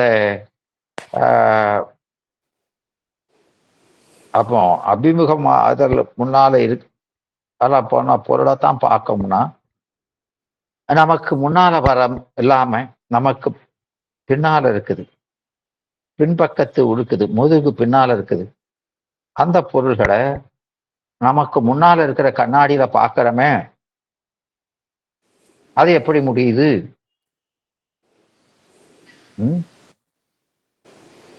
எனவே அந்த அபிமுகமாதலின்றி பின்பக்கத்தில் உருவாகிய பொருள்களை அபிமுகமாய் நின்ற கண்ணாடியின் எதிர்பிம்பமாக காணுதல் காண்டும். நாம் அப்படி பார்க்கிறோம், பின்னால இருக்கிறவளை கண்ணாடியில பார்க்கிறோம். அந்த வண்டியிலெல்லாம் அந்த கண்ணாடி வச்சிருக்கோமே பின்னால வர்ற வாகனங்களை பார்க்கறதுக்கு. அப்போ அதனால நாம பார்க்கிறோமே, நமக்கு முன்னால இருக்கிறதான் பார்க்கணும்னு சொல்றது அது பொருந்தாது என்று இங்க சொல்கிறார். எனவே இயைபே, அப்போ அந்த பின்னால் இருக்கிற பொருள் அந்த கண்ணாடியில பட்டு கண்ணோடு இயைது. அந்த இயைபை சையோகமே காரணம்னு கொள்ளணும். அது அந்த சையோகம் இல்லைன்னா பார்க்காது, பின்னால் இருக்க எல்லா பொருளையும் பார்க்காது. எனவே அப்போ இப்படி அதுக்கு பதில் சொல்லி, அப்போ அபிமுக மாத்திரையில் இருக்கிறத பார்க்கும்னு சொல்றது அப்படி மட்டும் பொருந்தாது. அந்த கண்ணோடு அந்த உருவம் வந்து இயையணும், இயைந்தால் காணும் என்பது. அப்போ பின்பக்கத்தில் உள்ள பொருளை கண்ணிந்திரியம் கண்ணாடியில் இயைமாறு எங்கனம் அப்படின்னு கேட்குறாங்க. அந்த கண்ணாடியில எப்படி அது பின்னாலெல்லாம் பொருள் இருக்குது, அப்போ அந்த கண்ணுக்கும் விடயத்துக்கும் எப்படி சயோகம் வந்தது என்று கேட்கிறாங்க. நல்ல கேள்விகள். இப்போ அப்படி கேட்கும்போது அதுக்கு இங்க பதில் சொல்கிறார். நீங்க பின்பக்கத்து உள்ள பொருளை கண்ணிந்திரியம் கண்ணாடியின் இயையுமாறு எங்கனம் கூறுது. அந்த கண்ணாடி மூலம் எப்படி அந்த பொருளோடு சயோகப்படுது இந்த கண் என்பதை இங்க சொல்றேங்கிறாரு. குடத்தில் நீர் முதலிய பற்றி பிரதிபலித்த ஞாயிற்றின் கரணம். குடத்தில் இருக்க தண்ணியில சூரியனுடைய ஒளிப்பட்டா அது பிரதிபலிக்கு, அது மனைக்குள்ளாகிய சுபரில் வீட்டில் இருக்க சுபரில் சென்று ஏய்மாறு போல அங்கு அந்த ஒளி தருவது போல கண்ணிந்திரியத்தினுடைய ஒளி கண்ணாடியில பிரதிபலித்து நின்று இந்த கண்ணொடியானது அதுல பட்டு பின்னால போகுது, பிரதிபலித்து பின்பக்கத்தில் உள்ள பொருளை சென்று எய்மும் என்று நாம் உணர்ந்து கொள்ளணும். அப்போ இந்த நாம கண்ணாடியில பார்க்கும்போது நம்ம கண்ணொளி அந்த கண்ணாடியில பட்டு அதிலிருந்து நேர பொருளை பற்றி அப்படி அறியுது என்று அத எப்படி எய்கிறது என்பதை இங்கே விளக்குகிறார். எங்கனமாகலின் அந்த பிம்பத்தின் முகமே கண்ணாடியில் நின்று காணப்படும் என்று அதனை எனது முகம் என காண்டல் உண்மை காட்சியே யாம் எனவும். கண்ணாடிக்குள் அந்த கண்ணாடிக்குள்ள முகம் மென்மையின் அந்த கண்ணாடிக்குள்ள முகம் இல்லை, பொருள் இல்லை, அந்த பிம்பத்தை பார்க்குது. முகம் என்மையின் பிம்பத்தின் முகமே ஆண்டு வேறு போல் விளங்கும் எனவும், அந்த பிம்பமே அங்க பிம்பத்தின் முகம்தான் அங்க வேற மாதிரி தெரியும் எனவும், கண்ணாடியின் அகத்து உள்ளது போல தோன்றுதலும், அந்த கண்ணாடிக்குள்ள இருக்கிறத மாதிரி தோன்றுதலும், பிம்பத்தின் அளவிற்கு சிறிது பெரிது போல தோன்றுதல் மாத்திரையை பொருந்துமாறு பற்றி, அது நாம அந்த கண்ணாடியில பொருள்களை நாம குழியாடி குவியாடி வரும், அதுலெல்லாம் பொருளை பெருசாகவும் சிறுசாகவும் காமிக்குது. அப்படி பெரிதாகவும் சிறிது போல தோன்றுதல் மாத்திரையை பொருந்துமாறு பற்றி, சிறிது பெரிதாக தோன்றுதல் பற்றி மயக்க காட்சி எனப்படும் எனவும் அறிக. அது மயக்க காட்சி. எனவே அந்த பொருள் கண்ணால அந்த கண்ணாடியில பட்டு அந்த ஒளி அந்த பொருள்ல பட்டு தான் அறியப்படுகிறது. எனவே இப்போ அது மேல என்ன கேள்வி கேட்கிறாங்க அப்படின்னா, கண்ணாடியின் வேறு முகம்டாம் என்றால் படும் குற்றம் என்ன? அந்த கண்ணாடியில வேற ஒரு முகம் இருக்குன்னு சொன்னா என்ன குற்றம் அப்படின்னு சொன்னா, அது உள்ளபடியே அங்க கண்ணாடியில இன்னொரு முகம் இல்லை. அந்த முகம் இருந்தா அங்க இருக்கிறதுக்கு அங்க இடமே இல்லை. எவ்வாறாண்டி கண்ணாடியில் வேறு முகம் உண்டாம் எனின், அப்படி உள்ள ஒரு முகம், இந்த முகத்துக்கு வேற ஒண்ணு இருக்குதுன்னா, அது உண்டாவதற்கு காரணம் ஆண்ட இல்லை. அங்க முகம் வர்றதுக்கு ஒரு காரணம் இருக்கணும். அந்த காரணம் எங்க இல்லை. எனவே இது முதல்ல சொல்லக்கூடிய விடை, காரணம் இல்லை. இரண்டாவது, அந்த அங்க அது உண்டாவதற்கு ஒரு காரணம் அங்க சூக்குமமா இருக்கு அப்படின்னு சொன்னாலும் உண்டு என கொள்ளினும், நகைத்தன் முதலிய சேதன தொழில் ஆண்டு நிகழ்தற்கு காரணமின்மையாலும், அங்க அந்த ஒரு முகத்தை பார்க்கிறோம்னா அந்த முகம் சிரிக்குது. அப்போ பொருள் இருக்குது, அங்க வேறொரு முகம் இருக்குதுன்னு சொன்னா அது சிரிக்கிறதுக்கு காரணம் என்ன? பின்னால இருக்கவன் சிரிச்சாலா சிரிக்குது. எனவே அந்த சிரிப்பு முதலியனெல்லாம் அறிவு பொருள்கிட்ட தான் நிகழும். அதனால அது சிரிப்பதற்கு அங்க காரணமின்மையாலும் அது பொருந்தாது. அங்க வேற இல்லை. அந்த பின்னால் இருக்க அறிவுடைய பொருள், அவனுடைய அந்த முகம்தான் இங்க தெரிகிறது என்பதை நாம் அறிந்து கொள்ள வேண்டும் என்று அதற்கு இந்த 4வது கேள்விக்கு பதில் சொல்கிறார். அப்புறம் அவங்க கேட்கிறாங்க, இப்போ ஒரு இருளான இடம் இருக்குது, அந்த இருளான ஒரு அறைக்குள்ள அங்க தண்ணி இருக்குது, அங்க எதிர்பிம்பமாய் முகம் காணப்படுகிறதே, அதனால் இது பிம்பத்தின் வேறு என்றால் என்ன அப்படின்னு கேட்குறாங்க.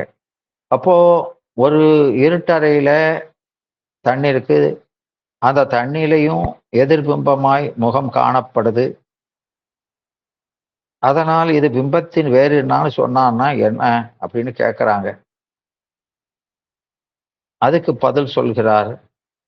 அப்போ அன்றையும் இருளின் இடத்து உளதாகிய அந்த நீரிலும் எதிர்பிம்பமாய் முகம் காணப்படுதலின் அது பிம்பத்தின் வேறு என்று சொல்வாருக்கு அங்க பிரகாசமின்மையின், அங்க வெளிச்சம் இல்லை, பிரகாசமின்மையின் காண்டல் செல்லாதாதல் வேண்டும். ஆக ஒன்னையும் பார்க்க முடியாததை வேண்டும்.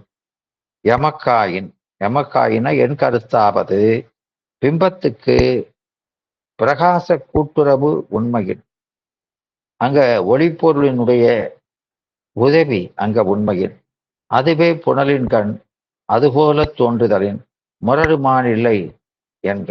எனவே அங்கேயும் அந்த புனல்ல ஒளி இல்லாட்டாலும் இந்த முகத்துல ஒளிப்பட்டா அந்த ஒளி அங்க அந்த அந்த முகத்துல ஒளிப்பட்ட காரணத்தால் அந்த குடத்துல இருக்க தண்ணியில முகம் தெரியவும் செய்யும். அதனால அது அந்த பிம்பத்துக்கு வேறாக அது தெரிவது இல்லை என்பதை அங்க சொல்கிறார். அப்போ இந்த பிம்பம்ங்கிறது உருவம், உருவம். பிரதிபிம்பம்ங்கிறது வேற. பிம்பம்னா உருவம், பிரதிபிம்பம் என்பது எதிர்பிம்பம் அல்லது பிம்ப சாயல்னு சொல்லணும். பிரதிபிம்பம் வேற, பிம்பம் வேற. பிம்பம்னா உருவமே தெரியும். எனவே அந்த பிம்பம் அற்றல் வேறெனக் கொள்வாருக்கு பிம்பத்துக்கு உரிய பிரகாசமே எதிர்பிம்பத்தை காண்டற்கும் ஏதுவென்றால் படும் இடுக்கண்ணை என்று கேட்கிறார். ஐயா, இப்ப நாங்க என்ன சொல்றோம் அப்படின்னா, அந்த பிம்பமும் அந்த பொருளும் பிம்பம் பிம்பம் என்பாருக்கு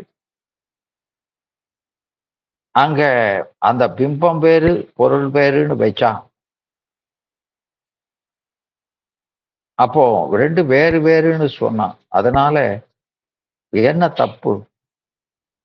அப்படி சொல்றவங்களுக்கும் வேறு வேறுன்னு சொல்றதுக்கும் அந்த பிம்பத்துல என்ன பிரகாசம் இருக்குதோ அந்த பிரகாசமே எதிர்பிம்பத்தை பிரதிபிம்பத்தை காண்பதற்கும் காரணமா இருக்கும் அப்படின்னு சொன்னா அதனால என்ன குற்றம் என்று கேட்கிறார்கள்.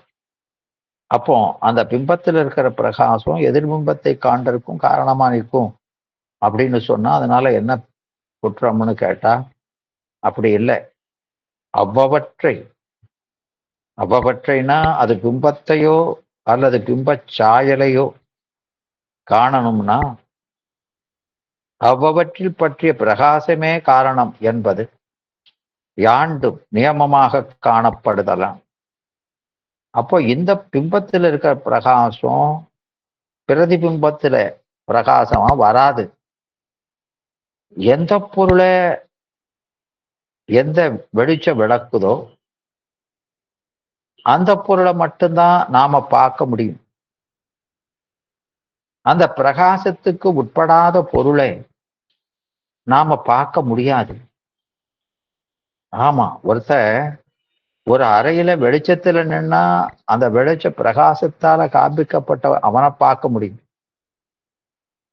அவன் அல்லாதத வேற பொருளை பார்க்க முடியாது. அதுபோல பிம்பத்தை காட்டுற வெளிச்சம் பிரதிபிம்பத்தை அதையும் காட்டணும். அப்போ நாம பிம்பத்தை பார்க்கிறவன் பிம்பத்து மேல ஒளிபட்டிருக்கு. இப்ப நாம நிக்கிறோம் வெயில்ல. அப்போ நம்ம மேல ஒளிபட்டிருக்குது, நம்ம பார்க்கிறோம். நம்ம நிழலை பார்க்கிறோம் அப்படின்னா நிழல் மேலேயும் ஒளிபட்டிருக்கணும். அந்த நிழல் ஒரு இருட்டுல விழுந்தது அப்படின்னா பிம்பத்தை பார்க்கிற நாம அந்த பிரதிபிம்பத்தை பார்க்க முடியாது.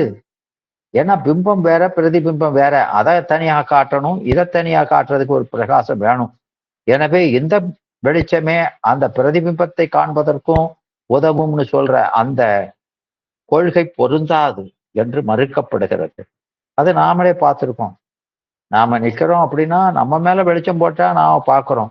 நம்ம நிழலையும் பார்க்கலாம். அந்த நிழல் மேலேயும் வெளிச்சம் பட்டா அந்த நிழல் ஒரு இருளில் விழுந்ததுன்னா பார்க்க முடியாது. நிழல் அங்க தெரியாது, காட்சிப்படாது.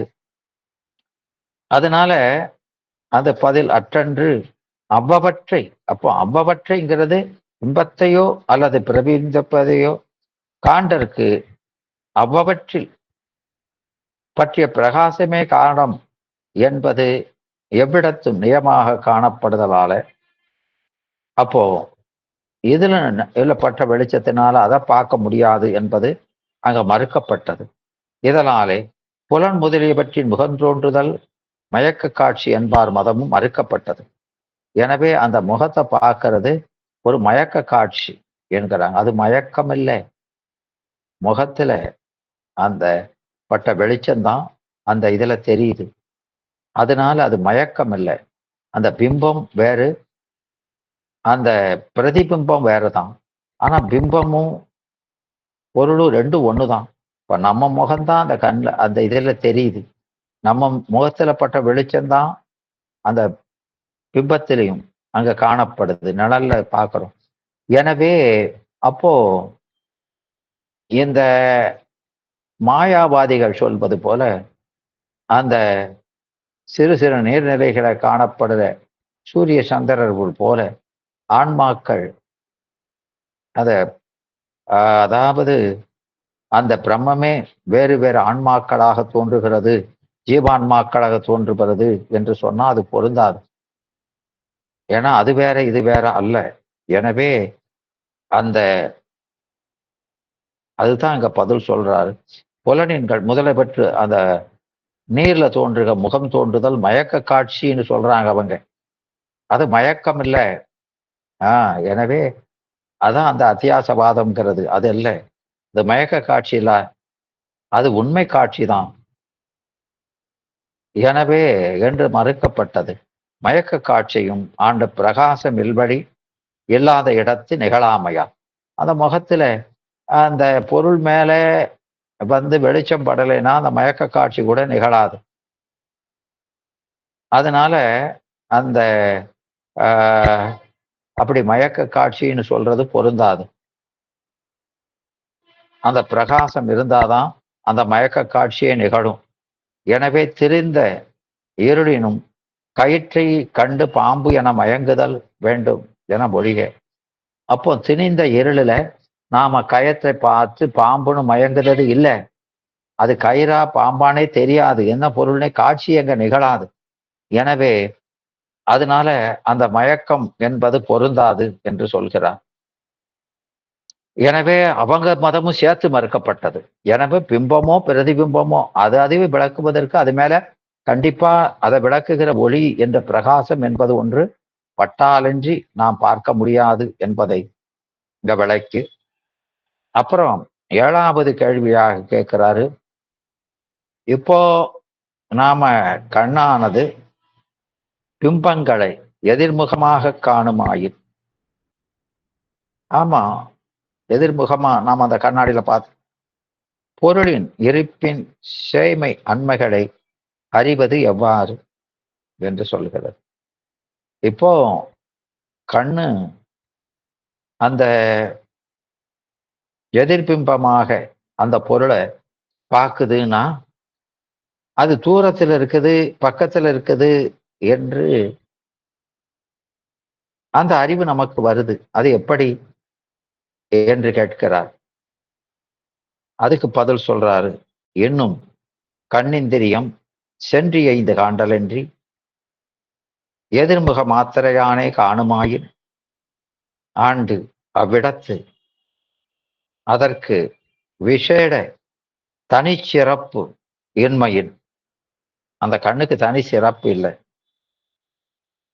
எனவே சேமைக்கண் கண்ட பொருளும் அனிமைக்கண் கண்ட பொருள் போல விளங்குதல் வேண்டும். அப்போ பொருள் இருப்பின் தூரம் அந்த தொலைவு அதெல்லாம் தெரியக்கூடாது.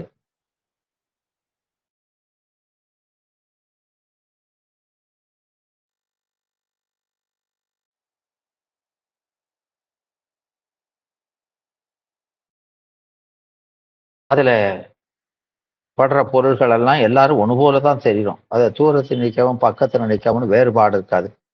ஒன்று போல தெரியணும். அப்படி தெரிகிறது இல்லை.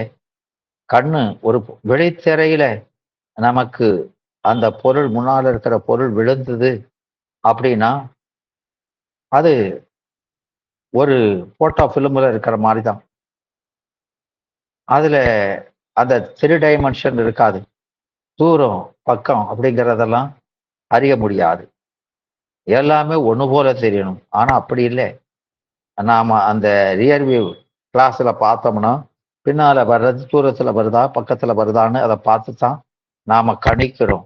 அப்போ நாம கண்ணு அது சென்று ஏய்ந்து அபிமுக மாத்திரையில் அறியல சென்று ஏய்ந்து அது போய் அந்த பொருளை பற்றி வருவதனால அது எவ்வளவு தூரங்கிறத அறிந்து சொல்கிறது என்பதற்கு அதுவே சான்றாகும். எனவே அந்த அகுதி இன்மையால் அப்போ அப்படி எல்லாம் ஒரே மாதிரி தெரியறது இல்லை. ஒரு பொருள் பக்கத்துல இருக்கிறது ஒரு பொருள் தூரத்தில் இருக்குதுங்க கண்ணு அளந்து அறிகிறது. எனவே சென்றியைந்து காணும் என்பது இதனாலே தெளிவாக அறியப்படுகிறது. எனவே அப்படி சென்றியைந்து காணும்படி விளக்கினொளி சேமக்கண் செல்ல செல்ல சிறுகுதல் போல கண்ணொளியும் செல்ல செல்ல சிறுகுதல். அது அந்த ஒளி விளக்கின் ஒளி தூரத்துக்கு போக போக அந்த ஒளியினுடைய ஆற்றல் குறைஞ்சு போகுது. அதுபோல நாம கண்ணினுடைய ஒளி ஆற்றலும் ஒரு குறிப்பிட்ட தூரத்துக்கு மேல நம்மால பார்க்கறதுக்கான ஆற்றல் இல்லை.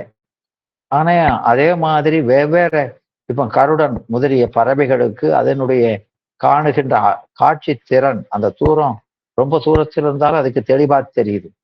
அப்போ அந்தந்த கண்ணினுடைய ஆற்றலுக்கேற்ப அந்த தூரத்தை பார்க்கக்கூடிய ஆற்றல் இருக்குது.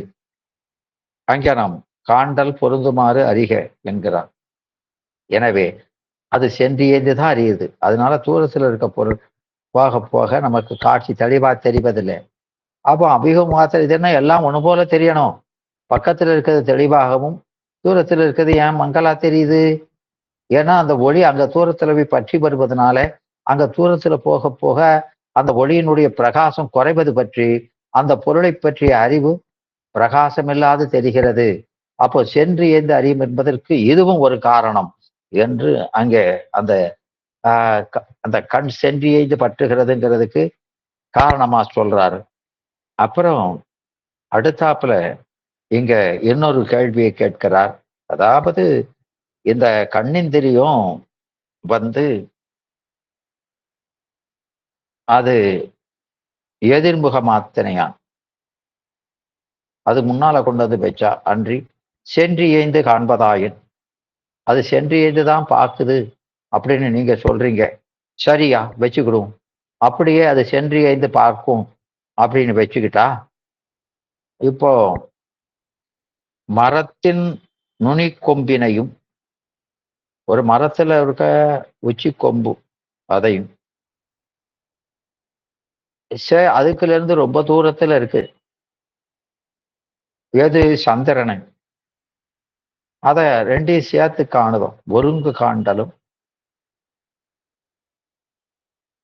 அழிங்கு முதலியவற்றின் உள்வைத்த பொருளை தடையின்றி காண்டலும் கூடுமாறு என்னை என்று இப்படி ரெண்டு தடையை எழுப்பியிருக்கார். ஒண்ணு அத சாகாசந்தர நியாயம் என்று நாம சொல்லுவோம். அப்போ மரத்தின் உச்சியை நாம பார்க்கும்போது அதுக்கு மேல இருக்கிற நிலவையும், அது எவ்வளவு தூரத்துல இருக்குது, அது ரொம்ப ரொம்ப தூரத்துல இருக்கு, அதையும் சேர்த்து பார்க்கிறோமே, ஒருங்கே பார்க்கிறோமே அப்படின்னு ஒரு தடை. அப்போ அது தூரம் போக போக பக்கத்துல இருக்கிறது தெரியணும், தூரத்துல இருக்க தெரியப்படாது. அப்படி போயிருக்கணுமே, அதை ரெண்டையும் சேர்ந்து பார்க்கணுமே அப்படின்னு கேட்கிறாரு. இது ஒரு தடை. இரண்டாவது, இப்போ ஒரு கண்ணாடி பெட்டிக்குள்ள ஒரு பொருளை வச்சிருக்கணும். அந்த கண்ணாடி பெட்டிக்குள்ள இருக்கிற பொருள் நாம பார்க்க முடியுது. அப்ப சுவருக்கு அந்தப்புறம் இருக்க பொருளை பார்க்க முடியல. ஏன்னா அந்த சுவர் தடை செய்ததுனால. இப்ப இந்த கண்ணாடி தடை செய்ததுனால அது உள்ள இருக்க பொருள் தெரியக்கூடாதே, ஆனா தெரியுதே, அதுக்கு என்ன காரணம் என்று இப்படி இரண்டு வினாக்களை எழுப்பியிருக்காங்க. அதற்கு இங்க பதில் சொல்கிறார். அப்போ இவ்வாறு ஆசங்கை எழுப்பின் அதற்கு விடை கூறுதும் என்று சொல்லி, இந்த கண் முதலிய எந்திரியங்கள் விளக்கொடி போல, அந்த விளக்கொடி போல அது விடயத்துல இயைந்தன்றி அது விளங்காது. அப்போ அந்த விடக்கொடி அந்த பொருள் மேல பட்டால்தான் நமக்கு பொருள் விளங்குது. அதுபோல கண்முதிரிய எந்திரியங்கள் விளக்கொளி போல விடயத்தில் சென்று இயைந்தன்றி அது விளங்குதல் இல்லை. அப்படி இயைவு வேண்டாதபடி அபிமுகமே போதும் என்றால், அப்போ அது சேர வேண்டாம், முன்னால இருந்தாலே போதும் அப்படிங்கிறது அவங்க கொள்கை. இயைவு வேண்டாம், அபிமுகமே போதும் என்றால், அப்படி நீங்க சொன்னா சுவர் முதலியவற்றான் மறைந்த பொருளையும் காண்டல் வேண்டும் என்பது மேல இதுக்கு முன்னால இரண்டாவது கேள்வியா கேட்கப்பட்ட போது அங்க அதுக்கு பதில் சொன்னோம். அதனால இந்த கண்ணிந்திரியத்திற்கு ஒரு விடயத்தை காணுங்கால் விடயத்தோடு அது இயையணும், இயைபு உண்மை நியமம் என்பது பெறப்பட்டது. அப்போ அந்த கண்ணிந்திரியம் சுவருக்கு பின்னால் இருக்க பொருளை இயைய விடாம இது தடுத்துருச்சு. அதனால அத தெரியல. அப்போ அந்த கண்ணுக்கு சுவரோடு இயைந்த கண்ணுக்கு அது பின்னால இருக்கிற பொருளோடு இயைப்பதற்கு தடை. இந்த கண்ணின் ஒளி அந்த சுவரை ஊடுருவி செல்ல முடியல. அதனால காணல. இந்த கண்ணுக்கு அந்த சுவரையும் ஊடுருவி செல்லக்கூடிய அந்த கண்ணொளிக்கு ஆற்றல் இருந்ததுன்னா அது பின்னால இருக்க பொருளை பார்க்க கூடும். ஆனால் அந்த ஆற்றல் இல்லாமையால அதை பார்க்க முடியல. அதனால இயைய முடியல. அதனால அதை காட்சிப்படலைன்னு சொன்னோம். அதனால அந்த ஆகலின் கண்ணிந்திரியத்துக்கு காணுங்கால் அது ஒரு விடயத்தை காணுங்கால் விடயத்தோடு இயைபு உண்மை நியமம் என்பது கண்டிப்பா அந்த விடயத்தோட அது இயையணும் என்பது அறியப்பட்டது. அப்படி அறியப்படவே அது நுனிக்கொம்பினையும் திங்களையும் காண்டலும். அப்ப திங்களையும் பார்க்குது, அது நுனி கொம்பினையும் பார்க்குது. பளிங்கு முதலியவற்றின் உட்பட்ட பொருளை காண்டலும். அப்போ அந்த திங்களை காண்பதற்கு அந்த திங்கள் அந்த ஒளியால விளக்கப்பட்டு நிற்கிறது, பிரகாசப்பட்டு நிற்பதனால அதை பார்க்கிறது. அப்போ அந்த பிரகாசமா இருக்கிற அந்த சந்திரனை பார்க்கிற அந்த கண் அதுக்கு மேல என்ன எத்தனையோ ஒளிப்பொருள்கள் இருக்கத்தான் செய்யுது. அந்த சந்திரன் அது நமக்கு இன்னும் பக்கத்துல போய் பார்த்தா எப்படி இருக்குமோ அப்படி அது தெரிவதில்லை. ஓரளவு அது காட்சிக்கு புலப்படுவதாய் தெரிகிறது. அந்த சந்திரன்ல இன்னும் எத்தனையோ மேடு பள்ளங்கள் மலைகள் போன்றவையெல்லாம் இருக்குதுங்கிறோம். அதெல்லாம் புலப்படலை. அப்போ அது நிர்விகற்பமாக ஒரு ஒளி பிழம்பாக நமக்கு தோன்றுகிறது. அவ்வளவுதான். இன்னும் அதுக்கு மேல இருக்கக்கூடிய கிரகங்கள் எல்லாமே நமக்கு தோன்றுவதில்லை. அதுக்கு மேல இருக்கிற நட்சத்திரங்கள் எல்லாம் இதை விட மங்கலாக பொதுமையில தான் தோன்றுது. அந்த சந்திரனை போல அது தெளிவில்லை. அப்போ தூர போக போக அந்த பிரகாசம் மங்கி அந்த காட்சி தெளிவின்மையும் அறியப்படுகிறது. அதனால அது இயைந்துதான் அறிகிறது என்பதும் நமக்கு விளங்குகிறது. அப்போ நுனிக்கொம்பினையும் அது பார்க்குது, அந்த திங்களனையும் காங்குது. எனவே பளிங்கு முதலியவற்றின் அப்போ அது ரெண்டையும் பார்க்குது. ஏன்னா ரெண்டுமே எப்படி இருக்குது, அந்த முன்னிலை பொருளாக மட்டுமில்லை, அந்த கண்ணுடைய ஒளி சென்று பற்றுவதற்கு ஏய்வுடையதாக இருக்கிறது. அதனால அது பார்க்கிறது. பளிங்கு முதலியவற்றின் உட்பட்ட பொருளை காண்டலும் இயைந்தே காணும் என்பது தேற்றம். ஏன்னா அந்த இப்போ கண்ணாடிக்குள்ள பெட்டிக்குள்ள இருக்கிறதுன்னா இந்த சுவருக்கு பின்னால இருக்கிற பொருளை காண முடியல. அப்ப கண்ணாடி பெட்டிக்குள்ள இருக்கிற பொருளை காண முடியுதுன்னா அந்த கண்ணாடியால இந்த கண்ணினுடைய ஒளியை தடை செய்ய முடியல என்பது பெறப்படுகிறது. அப்போ இந்த சுவர் தடை செய்கிறது என்பதும் கண்ணாடி அந்த கண்ணொளியை தடை செய்யவில்லை, அதனால அந்த கண்ணொளி சென்று ஏய்ந்து காணுகிறது என்பதும் அந்த கண்ணாடியின் தூய்மைக்கேற்ப அந்த உள்ளே இருக்கிற பொருள் தெளிவாகவோ அல்லது மயக்கமாகவோ தெரிவதற்கு காரணம் அந்த கண்ணொளி அதை முழுமையாக தடை செய்யாம இருந்தா அது தெளிவாக காண்கிறது. அது அந்த இது எவ்வளவு தடை செய்கிறதோ அவளுக்கு மங்கலான காட்சியை அந்த கிடைப்பதற்கும் இதுவே இந்த உதாரணமே சரியான விளக்கமாக அமைந்திருக்கிறது என்பது இங்க அந்த கேள்விக்கு பதிலாக சொல்லப்படுகிறது. அதனால இது ரொம்ப ரொம்ப முக்கியமான ஒரு கேள்வி. அப்புறம் இங்க கேட்கிறாங்க, அப்போ இங்க அந்த இந்த நீங்க சொன்ன காட்சியில அந்த மரத்தினுடைய நுனி கொம்பினையும் அதற்கு எவ்வளவோ தூரத்தில் இருக்கிற திங்களனையும் ஒருங்கு கண்டேன் என்ற அனுபவம் நிகழ்தல் எவ்வாறு? ஒரே நேரத்துல 2 விடயங்களை காணுமா? இது அது அவங்க போய் எழுந்ததுன்னா இதுல இருந்து எத்தனையோ 1000 கிலோமீட்டருக்கு அப்பாறம் அந்த சந்திரன் இருக்குது. அப்போ நாம இத பார்த்து கொஞ்ச நேரம் கழிச்சுலாம் அதை பார்க்கணும். இத முதல்ல பார்த்தேன், அப்புறம் அதை பார்த்தேன் என்று அப்படி வேறுபட்ட உணர்வுகள் நமக்கு நிகழ்வது இல்லையே. அப்போ இத பார்த்த உடனேயே 2யும் சேர்த்த ஒரு சேர தானே பார்க்கிறோம். அது சென்று எய்தா இத பார்த்து கொஞ்ச நேரம் கழிச்சு தான் அது தெரிஞ்சிருக்கணும். அப்படியெல்லாம் தெரியலையே என்று ஒரு தடையை எழுப்புகிறார்கள்.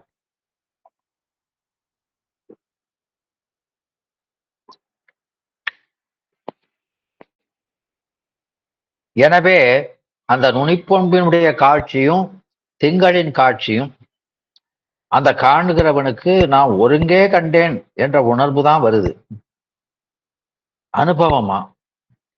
எனவே அந்த கால வித்தியாசம் அங்க தெரியல. அந்த கால வித்தியாசம் தெரியாததுனால நான் சொல்றேன் அது சென்று பற்றுவது இல்லை என்று.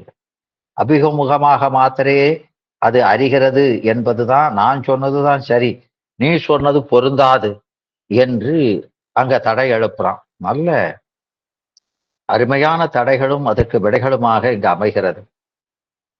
எனவே அங்க அதுக்கு பதில் சொல்கிறார். இது நல்ல கேள்விதான்.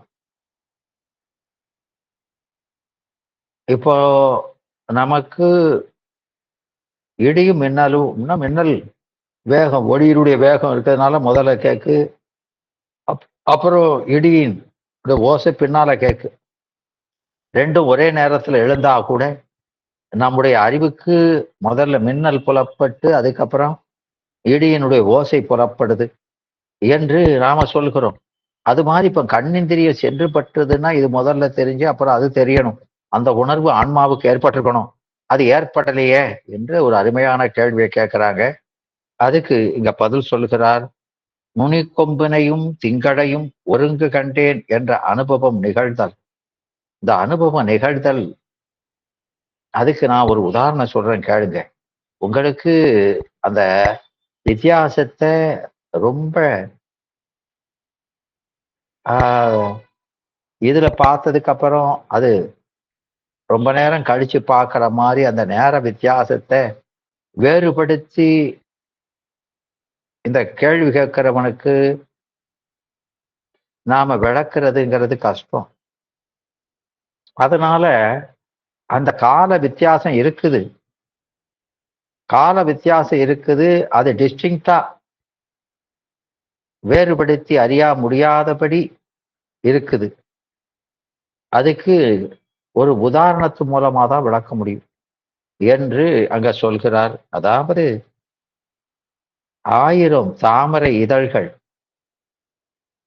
இல்ல 100 இலை அதை வரிசையா அடுக்கி வைத்து ஒரு ஊசியால குத்துறோம். அந்த ஊசியான் அதை குத்தும் பொழுது அவை ஒருங்கே பொழுந்தேன், ஒழுங்க அதை ஓட்ட போட்டோம் அப்படிங்கிற அனுபவம் தான் நிகழுது. ஆனா அது உண்மை இல்லை. நாம ஒரு இலைய துளைச்சதுக்கு அப்புறம் தான் அடுத்த இலைய துளைச்சி அடுத்த, இப்படி ஒவ்வொரு இலையா துளைச்சு தான் போயிருக்கணும் இல்லையா? இப்ப நாம பல பேப்பரை ஒரு பஞ்சிங் மிஷின்ல வச்சு டபக்குன்னு ஒரு அமுக்கணும், அத்தனையும் ஒரு ஓட்டையா விழுந்துருது. அத்தனையும் ஒருங்கேவா இல்ல, ஒண்ணு ஒன்னாத்தான் அது கீழே நுணைய ஒண்ணு ஒன்னாத்தான் அது தொலைச்சிருக்கணுங்கிறது நல்லா தெரியும். ஆனா நம்மால அப்படி அறிய முடியுதா? ஏன்னா அந்த கால வேறுபாடு ரொம்ப நுட்பமா இருக்குது. அது நம்மால நல்லா அந்த மிஷின் போறப்போ ஒவ்வொரு தாளாத்தான் ஓட்ட போட்டுக்கிட்டு போகுதுன்னு நமக்கு நல்லா தெரியும். அது அறிவுக்கு புலப்பட்டது. அப்போ புலப்படாதது எதுனா நம்ம கண்ணு ஒளி போகிறத நாம அளக்க முடியாது. அதனால இதை பற்றிட்டு அதுக்கு அங்க போச்சு, எப்படி போச்சு, எவ்வளவு நேரம் போச்சுங்கிறத, ஏன்னா ஒளியினுடைய வேகம் அவ்வளவு வேகமானது. அதனாலதான் அந்த மின்னல் முதல்ல வருது. அதனால இந்த நீங்க இது படிப்படியா நிகழ்ந்தா கூட அந்த உணர்வு நம்மகிட்ட நிகழல. ஒரே நேரத்துல ஓட்ட போட்டோம்ங்கிற அந்த உணர்வு தான் நிகழ்தல். அந்த கால நுட்பம் நம்மளால வேறுபடுத்தி அறியலை. ஆனா நம்ம அறிவுக்கு நல்லா தெரியும் ஒண்ணு ஒண்ணா தான் போயிருக்குதுன்னு. அது போலத்தான் இங்க பளிங்கு முதலியன அவைகளெல்லாம் ரொம்ப தூய்மையா இருக்கிறதுனால சுவர் முதலியன போல தடை செய்வன அல்ல. அதனால அந்த அதிசூக்கமாகிய கண்ணொளி விளக்கொளி போல அவற்றின் உட்சேரல் கூடும் எனவும், அதுபோலத்தான் நாம அந்த சேய்மைக்கண் இருக்கிற அந்த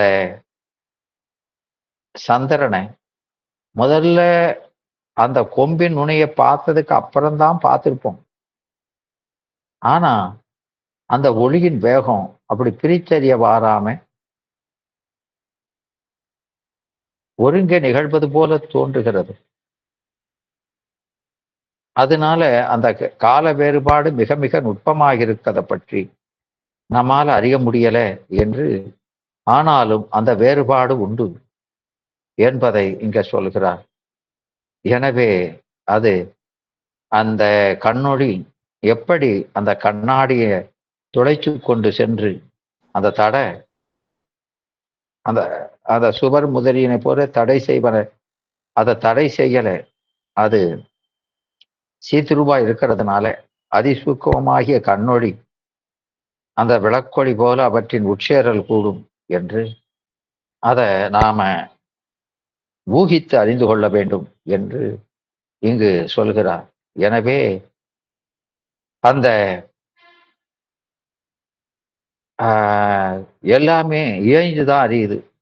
அந்த நுணுக்கொம்பனையும் அந்த திங்களையும் ஒருங்கு காண்டேன் என்ற அந்த அனுபவம் நிகழ்தல் எவ்வாறு ஒரே நேரத்தின் இரண்டு விடயங்களை கண் காணுமா அப்படின்னா காணாதுதான், ஒவ்வொன்னாத்தான் காணும். ஆனாலும் அந்த கால வேறுபாடு பிரித்தறிய முடியாம அது நுட்பமாக இருக்கிறதுனால ஒன்றுபோல் நிகழ்வதாக நமக்கு தோன்றுகிறது என்று அதற்கு பதில் சொன்னார். அப்போ அதிசூக்கமாகிய கண்ணொளி அது தன்னளவின் அன்றி மலை முதலிய தூலப்பொருள்களின் இயைந்து காணுமாறு என்னை என்று கேட்கிறார். அதாவது அந்த அதிசூக்கமான கண்ணொளி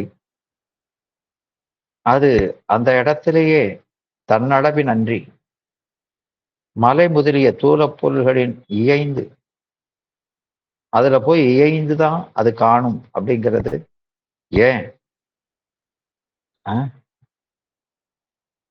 அது இப்போ இந்த கண்ணொளி தன்னளவின் நன்றி அப்படின்னா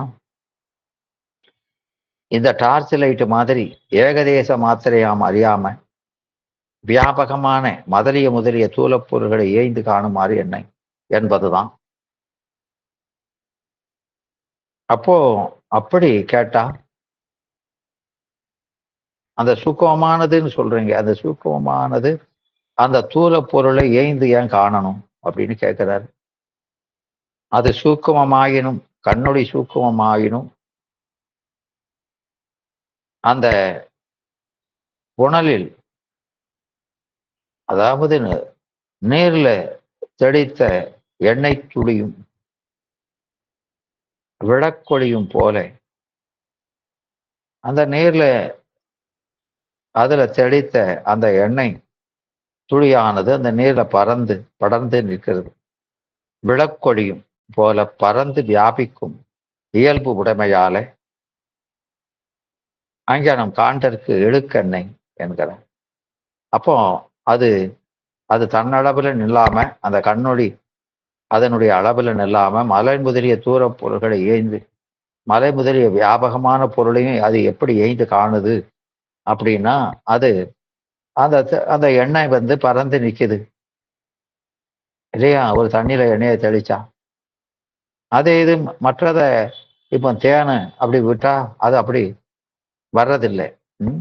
விளக்கொடியும் போல அந்த தண்ணியில பட்ட விளக்கொடியும் அப்படி பறந்து வியாபிக்கும் இயல்பு உடையன. அங்க அப்படி அந்த கண்ணொளி வியாபகமான பொருளை பார்ப்பதற்கு என்ன இழுக்கு இருக்கிறது, அது படர்ந்து காணும் அப்படின்னு, அது சூக்குமமா இருக்கிறதுனால அது காணும் என்று அதற்கு பதில் சொன்னார். அப்போ அதுக்கு மேலே அவர்கள் ஒரு தடையை எழுப்புறாங்க. அப்போ என்ன சொல்றாங்கன்னா, அப்போ சரிதான், இப்போ இடத்தில் நிகழ்பொருள், ஒரு இடத்துல நிகழ்ற பொருள் இடத்தை விட்டு நில்லாமையில், அந்த இடத்தை விட்டு வேற இடத்துல பிரிஞ்சு நில்ல, அந்த இடத்துல தான் நிற்குது. கண்ணிந்திரியம் தனக்கு இடமாகிய கண்மணி, அந்த கண்மணியில தான் அந்த ஒளி வருது. அது இருளிலே நிற்பொழில், அந்த கண்ணு இருளில் தான் இருக்குது. ஆனா விளக்கொளி கலந்த பொருளை இயைந்து காணுமாறு என்னை அது எப்படி இயைந்து காணுது அப்படின்னு கேட்கிறாங்க. அப்படின்னு கேட்டா அதுக்கு பதில் சொல்றாங்க. அப்போ அந்த கண்ணுல எந்த ஒளியுமே படல, ஆனா அது காண்கிற பொருள்ல தான் பிரகாசம் வெளிச்சம் பட்டிருக்கு. அப்போ அதை எப்படி பார்க்குது என்று கேட்டால், அதுதான் அந்த சிவப்பிரகாசம் 58வது பாட்டுல வரக்கூடிய அதைத்தான் இங்க சொல்றாரு. கண்ணொளி விளக்களித்து காட்டிடுமெனில் முன்னம் கண்ணொளி ஒன்றுமின்றாம் என்றும் விளக்கொளி கலந்தவற்றை கண்ணொளி அகல நின்று கண்டிடும் என்று அங்க சொல்றது.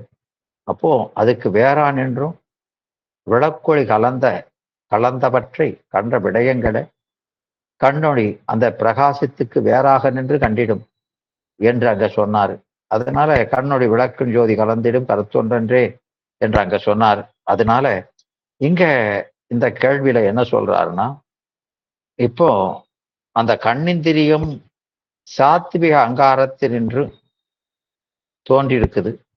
செவி முதலிய இந்திரங்களை காட்டிலும் அதுக்கு அந்த சாத்திவத்தினுடைய பங்கு அதிகமா இருக்குது. இந்த சாத்விகம் ஞானேந்திரியங்கள் எல்லாமே சாத்தியம் அதிகமா இருக்கிறது தான். ஆனாலும் மற்ற ஞானேந்திரியங்களை நோக்க, இப்போ உதாரணமாக இப்போ செவி, தோல், நாக்கு, மூக்கு இதெல்லாம் சாத்திவிக குணம். இப்போ இதுக்கு 40% பிரகாசம் சாத்திவிகம் அப்படின்னா 30% ராசதம், 30% தாமசம். அப்போ 40, 30, 30ன்னா இது 40 ஏனையவற்றை நோக்க இந்த பிரகாசம் கூட இருக்குது. அதனால அது அந்த அகங்காரத்துல இருந்து அது தோன்றி இருக்குது என்று நாம சொல்றோம். அப்போ ஆமா எல்லாமே அப்படி இருக்குதுன்னா, இந்த கண்ணிந்திரியம் அப்படி இல்லை.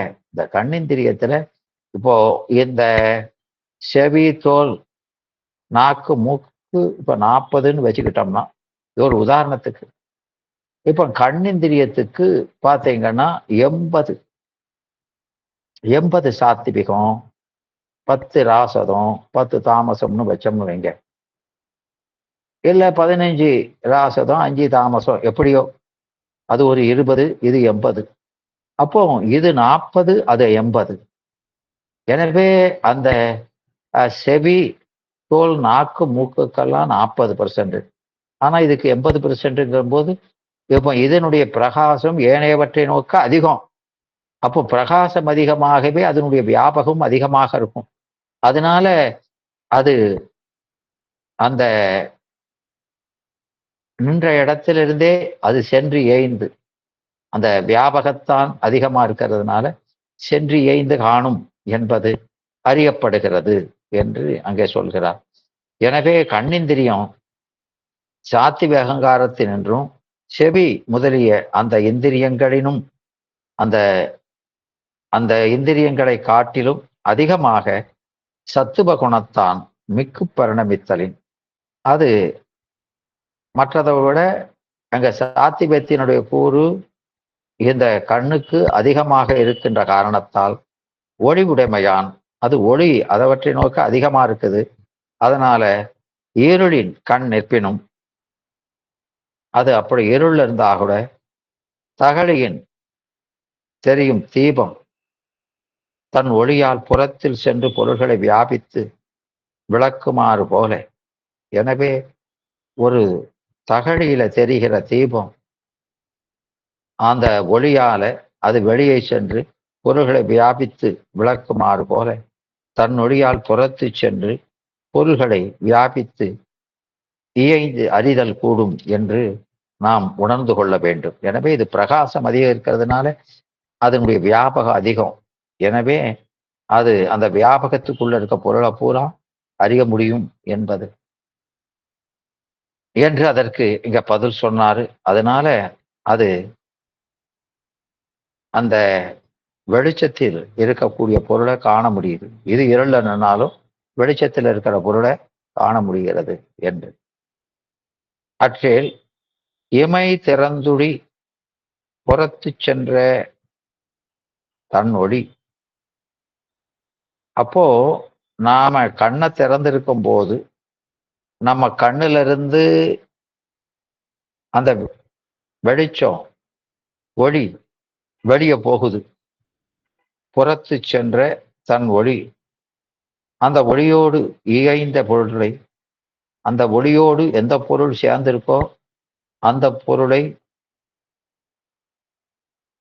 அது அறிகுது அப்படின்னு சொல்றீங்க. சரிதான், அது சென்று எய்ந்து அறியுதுன்னு சொல்றீங்க, அதை ஒத்துக்கிடுறேன். இப்ப நான் கேட்கிறேன், இப்ப நீங்க கண்ணை திறந்திருக்கீங்க, உங்க கண்ணுல இருந்து ஒளி போகுது, அது பொருளோட சென்று சேர்ந்தது. அப்போ அந்த இமை மூடியபடியும் அதை காண்டல வேண்டுமே என்று. அப்போ அது திறந்துடி புறத்தில் சென்ற தன்னொழியோடு இயைந்த பொருளை அந்த ஒளியோடு சேர்ந்த பொருளை அவன் பார்த்தாச்சு, கண்ணை மூடினாலும் அதை பார்க்கணுமே என்று ஒரு தடை எழுப்புறாங்க. அப்ப அதுக்கு பதில் சொல்றாங்க. அது இமை திறந்துடி புறத்தில் சென்ற தன்னொழியோடு இயைந்த பொருளை இமை மூடியபடியும் காண்டல் வேண்டுமால் எனின், அப்படி நீங்க சொன்னா அது பொருந்தாது. என்ன, குடவிளக்கினை மூடியபடி புறத்தில் சென்ற அதன் ஒளி விரைய கடுமாறு போல. இந்த கண்ணினுடைய ஒளிதான் கண்ணுல இருந்து வெளியில போயிட்டுதுல, அது பொருளை பட்டிட்டுதுல. அப்போ அந்த பொருளை கண்ணை மூடினாலும் பார்த்துக்கிட்டே இருக்க வேண்டியதானே, அந்த ஒளி எங்க போச்சு அப்படின்னு. அந்த ஒளி கட்டிரும், தொடர்ந்து அந்த கண்ணுல இருந்து ஒளி வந்துகிட்டே இருக்கணும். அது இப்போ நாம விளக்குல எரியுது அப்படின்னா அந்த ஒளி வந்துகிட்டே இருக்கு, அழிஞ்சுக்கிட்டே இருக்கு, கீழே இருந்து புதுசு புதுசா தோண்டிக்கிட்டே இருக்கும். அது போல கண்ணுல இருந்து புறப்படுற ஒளி அது பொருளோட பற்றணும், அடுத்த போற ஒளி அதுல பற்றும், இப்படி தொடர்ந்து நடந்துகிட்டே இருக்கிறபடி காட்சி நிகழ்ந்துட்டு இருக்கும். அது கட்டாயிட்டுதுன்னா அதுவும் காட்சியும் தடைப்பட்டு போகும் என்பது. அதனால குடவிளக்கினை மூடியபடி புறத்தில் சென்ற அதனுடைய ஒளி, இப்போ ஒரு குட விளக்கு இருக்கு, அதுல இருந்து வெளியே போகுது, அதை மூடிட்டோம்னா அந்த வெளியில இருக்க போன ஒளிதான் மேல போயிட்டுதா, அது நிக்கலா, எங்க போச்சு அப்படின்னு கேட்கக்கூடாது, அது அழிஞ்சிடும். இதுல இருந்து தொடர்ந்து போயிட்டே இருக்கணும். அந்த விரையக்கட்டு ஒளிதலின் காண்டல் செல்லாது. அது போல நமக்கு வெளியில போனது அது அழிஞ்சு போகும், அதனால தொடர்ந்து அந்த காட்சி நிகழாது என்று கெடுதல் என்றது. அது கெடுதல் அப்படின்னா தோன்றிய பொருள் அழியாது, சர்க்காரியவாதம் சொல்றீங்க, அது எங்க போச்சு அந்த ஒளி, அது அந்த கெடுதல் என்றது அந்த தன்னுள் வந்து ஒடுங்கி போகதில்ல. அந்த பொருள் வெளியில போனது வந்து ஒடுங்கிரும், எங்க இருந்து புறப்பட்டுச்சோ அங்கேயே போய் ஒடுங்கிரும் என்று அங்கே அதற்கு விளக்கம் சொல்கிறார். எனவே அப்போ அதனால அந்த ஒளி அந்த கண்ணிலிருந்து தொடர்ந்து செல்லாதபடி காட்சியும் தொடராது. எது போலனா நாம பிராக்டிக்கலா பார்க்கிறோம், ஒரு குட விளக்குல அந்த குடத்தினுடைய வாயில மூடிட்டோம்னா அந்த ஒளி அழிந்து போவது போல என்று. அதுபோல இமைய மூடுனா அந்த ஒளி அழிந்து போகும். அது எங்க போச்சு அப்படின்னு கேட்டா அது கண்ணுல வந்து ஒடுங்கிரும். புறப்பட்டதெல்லாம் எங்கே இருந்து தோன்றிச்சோ, எது தோன்றிட்டோ அதிலேயே வந்து ஒடுங்கும் என்பது நாம முதல்லயே படிச்சிருக்கோம். அதனால அதாவது அந்த காரணமெல்லாம் காரியமெல்லாம் காரணத்துல ஒடுங்கும் என்பது அறியப்பட்டதாயின் அது வந்து ஒடுங்கிடும் என்பது. சரி, இப்போ இந்த 12வது கேள்வியை இப்படி அவர் கேட்டு அதற்கு அருமையான ஒரு பதிலையும் சொன்னாரு. இப்ப நாம கண்ணை பற்றி சொல்லக்கூடிய ஒவ்வொரு கேள்வியும் ரொம்ப ரொம்ப முக்கியமானது. அதெல்லாம் நாம அந்த இப்போ 12 கேள்வி பார்த்துருக்கோம். அந்த 12 கேள்வியும் எப்படி கேட்டாரு அப்படிங்கிறத அந்த வரிசை கிரமமாக நாம மனதுல வச்சுக்கணும். இப்போ 13வது கேள்வியை கேட்கிறாரு. சரியா, நான் இப்ப கேட்கிறேன், இந்த செவி முதலிய இந்திரியங்களும், இந்த ஞானேந்திரியங்களே செவி, தோல், நாக்கு, மூக்கு சொன்னீங்களே, அந்த இந்திரியங்களும் கண்ணிந்திரியம் போலவே அது சாத்விக அகங்காரத்திலிருந்து தான் தோன்றுது. அதனால அவையும் பிரகாசம் தானே, அதுவும் சென்று இயைந்து விடயத்தை அறியும்னு சொன்னானே அப்படிங்கிறார். அதுவும் சென்று இயைந்து அறியும்னு சொன்னானே அப்படின்னு கேட்கிறாரு. அது ஏன் நின்று இயையும் என்றும் மற்றதெல்லாம் சென்றியையும், அந்த கண்ணு மாத்திரம் சென்றியையும்னு வேறுபடுத்துறீங்களே, ஏன் எதுவும் சென்றியையும்னு சொன்னா அதனால என்ன குற்றம் வந்துருது என்று கேட்கிறார். ஆ, அப்படி சொன்னா என்ன குற்றம் வரும்னு கேட்க நான் சொல்றேன். ஏன் முதல்ல அப்படி அது சென்று அந்த விடயத்தை பற்றுங்கிறது நாம அனுபவத்தினால கூட அறிய முடியலை. முதல்ல அனுபவம். அனுபவத்தில் அப்படி அறிகிறோமா? இல்லை. வெறுமன ஆராய்ச்சி மாத்திரம் என்ன, இப்போ அனுபவத்தினாலேயே அப்படி நாம அறியறது இல்லை. சரி, அடுத்தாப்புல இந்த செவி முதலிய இந்திரியங்களும் சாத்விக அகங்காரத்திலிருந்து தான் தோன்றிய, அதுல மறுப்பு இல்லை. ஆனாலும் அந்த கண்ணிந்திரியத்தை நோக்க சத்துவ குணத்தால் அதுக்கு குறைவு இருக்கிறதுனால அவை வந்த விடயத்தை மட்டும்தான் அது உணர முடியுமே அன்றி கண்போல சென்று எய்ந்த விடயத்தை அறியுமாறு இல்லை என்று நாம் கொள்ள வேண்டும் என்று அதற்கு அங்க பதில் சொல்றாரு. எனவே இப்போ அந்த மற்ற இந்திரியங்கள் எல்லாம்,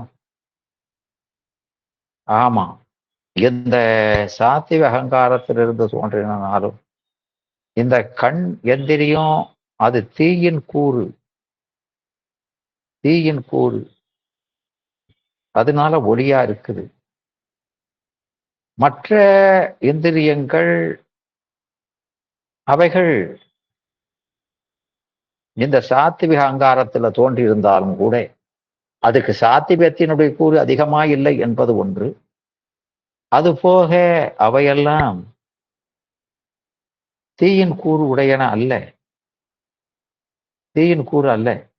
அதனால அதுக்கு அந்த பிரகாசத்தன்மை இவற்றைப் போல இந்த கண்ணை போல இருக்காது. அதனால இங்க அந்த அனுபவத்தினால இல்லைங்கிறது ஒண்ணும். ரெண்டாவது, அது சாத்விகத்துல அகங்காரத்திலிருந்து தோன்றினாலும் அந்த இந்திரியங்களுக்கு கண்ணிந்திரியத்தை நோக்க அந்த சாத்விகத்தினுடைய அளவு குறைவாக இருக்கிறது. ஆனாலும் சாத்விகம் இருக்கிறதுனால அறியும் தன்மை இருக்குது. அது குறைவா இருக்கிறதுனால சென்று ஏய்ந்து அறிகிற தன்மை இல்லை, நின்றே ஏய்ந்திர தன்மை இருக்குது என்று அதற்கு பதில் இங்க சொல்கிறாரு. அப்புறம் இந்த 13வது கேள்வியை தொடர்ந்து அதுல முக்கியமா என்னன்னா அது தீயின் கூறுங்கிறது. அது இன்னொன்னு. இங்க 14வதாக ஒரு கேள்வி வருது. அப்போ நான் கேட்கிறேன், தூரத்தில் இருக்கிற ஒரு புனல், அதாவது ஒரு நீரினுடைய குளிர்ச்சியும், தூரத்தில் இருக்கிற ஒரு தாழம்பு மணமும் துவர்க்குக்கும் மூக்குக்கும் விடயமாமாறு என்னை. நான் இப்ப கேட்கிறேன்யா, நீங்க அதெல்லாம் நின்றுதான் பற்றுதுன்னு சொல்றீங்க. எனக்கு அதுல ஒருபாடு இல்லை. நான் என்ன சொல்றேன் அப்படின்னா, எதுவும் அது போலத்தான் இருக்கணும். எல்லாம் ஒரே அதிகாரத்துல, ஒரே அகங்காரத்துல இருந்து தோன்றி இருக்குது. அந்த ஒண்ணுக்கு மட்டும்தான் அந்த தன்மை இருக்கு, மத்ததுக்கு இல்லை அப்படின்னு சொல்றது என்னால ஏற்றுக்கொள்ள முடியலை. இப்போ நான் சொல்றேன், இப்போ ஒரு ஆற்றங்கரையில தான் போறோம். அந்த ஆற்றங்கரையில நிற்கும் பொழுதே சிலீர்னு குளிருதே தோலு. நாம தண்ணிய போய் நனைக்கவா செஞ்சோம் தோலை? இல்லையே. நாம இங்கெல்லாம் நிக்கிறோம். அந்த கரையிலே நிற்கும் பொழுதே அந்த குளிர்ச்சியை, பரிச உணர்வை நாம் உணர்கிறோமே. அப்போ இந்த தோல் அந்த தண்ணியோடு சென்று இயைந்து அந்த தண்ணியினுடைய தன்மையை உணர்ந்தது என்று சொன்னால், அதுக்கும் பிரகாச ரூபம் இருக்குது. அதனால அதை சென்று இயைந்து பற்றி அதை உணர்ந்ததுன்னு சொன்னா, அதனால என்னையா தப்பு? இப்போ ஒரு பூ மார்க்கெட் வருது அப்படின்னா, அந்த மார்க்கெட்டுக்கு பக்கத்துல வரும்போதே அந்த பூவின் வாசம் நமக்கு எட்டகத்தானே செய்யுது. அப்போ நம்ம மூக்கு அந்த இடத்துல இருக்க பூவை சென்று நுகரத்தானே செய்கிறது. அப்போ எதுவும் சென்று எய்துகின்ற தன்மை உடையதுதான் அப்படின்னு சொல்றதுல என்ன தப்பு இருக்கு? நீங்க அனுபவமா தானே சொன்னீங்க. அனுபவமா நான் சொல்றேன். இது நமக்கு நிகழ்தா இல்லையா என்று கேட்கிறாங்க. அது கேட்கறது ரொம்ப சரியான ஒரு கேள்விதான். அப்போ அனுபவத்தை தானே நீங்க சொன்னீங்க. இப்ப அனுபவத்தா இப்படி நிகழ்த என்று சொன்னால், அதற்கு அதில் பதில் சொல்கிறார், இந்த அனுகூலமாய் இயங்கும் காற்று, அந்த காற்று அந்த தண்ணியில பட்டு உங்க தோல் மேல பட்டா, அந்த காற்று அந்த தண்ணீரினுடைய தன்மையை கொணர்ந்து உங்க தோலோட பொருந்தச் செய்கிறது. அதனால அந்த தன்மையை நீங்க உணர்றீங்க. அந்த காற்று வந்து இடையில ஒரு மீடியாவா இருந்து அந்த தன்மையை உங்க தோல்ல பொருந்தச் செய்யலைன்னா, உங்களால அந்த காற்று எதிர் திசையில் அடிச்சதுன்னு வைங்க, உங்களால் அதை நுகர முடியாது. அதே போலதான் மூக்குக்கும். அந்த காற்று மூலமா உங்களுக்கு அந்த வாசனை உங்க மூக்கை எட்டினால் நீங்க அந்த மனத்தை உணர்கிறீர்கள். காற்று எதிர் திசையில அடிச்சதுன்னா அதை நீங்க நுகர முடியாது. அப்போ அது அந்த மூக்கிலே பற்றின பின்பாதான் உங்களால அந்த பொருளை அறிய முடிகிறது. அப்போ இடையில ஒரு வியஞ்சகம் இருந்து அத அந்த குணத்தை உங்க பொறிகளோடு ஏய வைக்கிறது. ஆனா நமக்கு காற்று எப்படி அடிச்சாலும் கண்ணுல அந்த காட்சி மாறுவதில்லை. அந்த பொருள்ல பட்டு காற்றினாலே இங்க வர்றதுங்கிறதெல்லாம் இல்லை. அதனால அது இந்த கருவிகளும் இதேதான் சத்தத்துக்கும் காதுல எங்கேயோ போடுற சத்தம் நம்ம கேட்கிறோமே, நாம எங்க இருந்து அந்த சத்தம் வருதுன்னு நமக்கு தெரியல. பக்கத்து அறையிலே எங்கேயோ சத்தம் கேட்குது. ஆனா நாம இங்க இருந்து கேட்கிறோம். அப்போ அந்த செவுரு முதலான இதெல்லாம் தாண்டி போய் இது சென்று ஏய்ந்துதானே நம்ம காது அதை அறிகிறது என்று சொன்னால் அப்படி அல்ல. அதுவும் அப்படித்தான். அந்த காற்று மூலமா தான் அந்த ஒலி அலைகள் அப்படி வட்ட வட்டமா காத்துல பரவி வருவதனால அது நம்முடைய செவியை எட்டும் பொழுது கேட்கிறோம். அந்த காற்று எதிர் திசையில அடிச்சா நமக்கு பக்கத்துல இருக்கவன் பேசினா கூட காதுல கேட்க மாட்டேங்குது. அதை நாம அனுபவமாக அறிகிறோம். அதனால அந்த காற்று தான் அந்த சத்தத்தை காதுல கொண்டாந்து சேர்த்தா மட்டும்தான் நம்மால அறிய முடிகிறது. இல்லைன்னா அறிய முடியல என்பதை நாம உணர்ந்து கொள்ள வேண்டும். அதனால அதுக்கும் இதுக்கும் ஒத்த தன்மைகள் இருக்குது என்று சொல்வது பொருந்தாது. எனவே அந்த கண்ணிந்திரியம் போல மற்ற இந்திரியங்களுக்கு அதை சென்று இயைந்து விடயங்களை பற்றுகிற ஆற்றல் அதுக்கு இருக்குல்ல, அறிகிற ஆற்றல் இருக்குது. அதுக்கு இந்த பிரகாச தன்மை இருப்பதனால மிக்கிருப்பதனால. ஆனாலும் அந்த பிரகாசம் அவற்றிற்கு சென்று ஏய்ந்து பற்றுகிற மாதிரி அந்த கண்ணிந்திரியம் போல அதிகமாய் இல்லை. அதுபோல அது தீயின் கூறாகவும் இல்லை. அந்த தீயின் கூறாக இருக்கிறதுனால அது பிரகாஷ் சாத்திகம் இருக்கிறதோட தீயின் கூறாகவும் இருப்பதனால அது சென்று எய்ந்து பற்றுவதாக இருக்கிற தனித்தன்மை பெற்றிருக்கிறது. மற்ற கருவிகளுக்கு அது இல்லை என்று அந்த கருத்து மறுக்கப்படுகிறது. எனவே இப்போ நாம பார்த்ததுல இந்த கண்ணிந்திரியத்தை பற்றி பார்த்ததுல இது மற்ற இந்திரியங்களைப் போல இல்லாம ஒரு தனித்தன்மை இருக்கிறது என்பது அறியப்படுகிறது. அதனால மற்ற இந்திரியங்கள் நின்றுதான் பற்றுகிறது, இது சென்று பற்றுகிற தனித்தன்மை இருக்குது அப்படிங்கிறது நிறுவப்படுகிறது. ஆனாலும் இங்க 15வது கேள்வி, இங்க முதல்ல இந்த பரிசத்துக்கும் மனத்துக்கும் சொன்னாரு. இப்ப ஓசைக்கு அதை நான் சொன்னதான். அந்த ஓசை அவ்வாறு செவியின் கண் வந்து ஏய்வு பண்றதுக்கு பிரமாணம் இல்லை. அந்த சத்தம் வந்து காதல படுங்கிறதுக்கு எப்படி சொல்றீங்க? அந்த ஓசை வடபாலது, இந்த ஓசை தெற்கு திசையிலிருந்து வருது, இந்த ஓசை தேவகோட்டத்து கோயில்ல இருந்து வருது, இந்த ஓசை வேந்தன் கோயில் இருந்து வருது, இது முழவோசை, இது தன்னுமை ஓசை, இது குழல் ஓசை, இது யாழ் ஓசை என்று வேறுபடுத்தி அறிகிறோம். அது சென்றியைந்தன்றி அது அப்படி வேறுபடுத்தி அறியலாகாது. எனவே செவி இந்திரியம் அது கண்ணிந்திரியம் போல சென்று எய்ந்தும் என்று சொல்வது ரொம்ப ரொம்ப பொருத்தமா இருக்கும். எனவே அந்த செவிக்கும் அந்த குணம் இருக்குது. ஏன்னா நாம அந்த ஓசைகளை தூரத்துல கேட்கிற ஓசையை அறிகிறோம், அதுவும் வேறுபடுத்தி அறிகிறோம். இது என்ன ஓசை, இது என்ன ஓசைன்னு வேறுபடுத்தி அறிகிறோம். அந்த மாதிரி வேறுபடுத்தி சபிகற்பமாய் அந்த ஓசைகளை, அது யாழ் ஓசை, இது முழவு ஓசை, இது குழல் ஓசை, இது கோயிலிருந்து மணி ஓசை என்று இப்படி நாம வேறுபடுத்தி சபிகற்பமா அறியறதுனால அது சென்று ஏயல, அது நின்றுதான் அறியுது அப்படின்னு சொல்றது என்னால ஒத்துக்கொள்ள முடியாது என்று அவர்கள் மறுக்கிறார்கள்.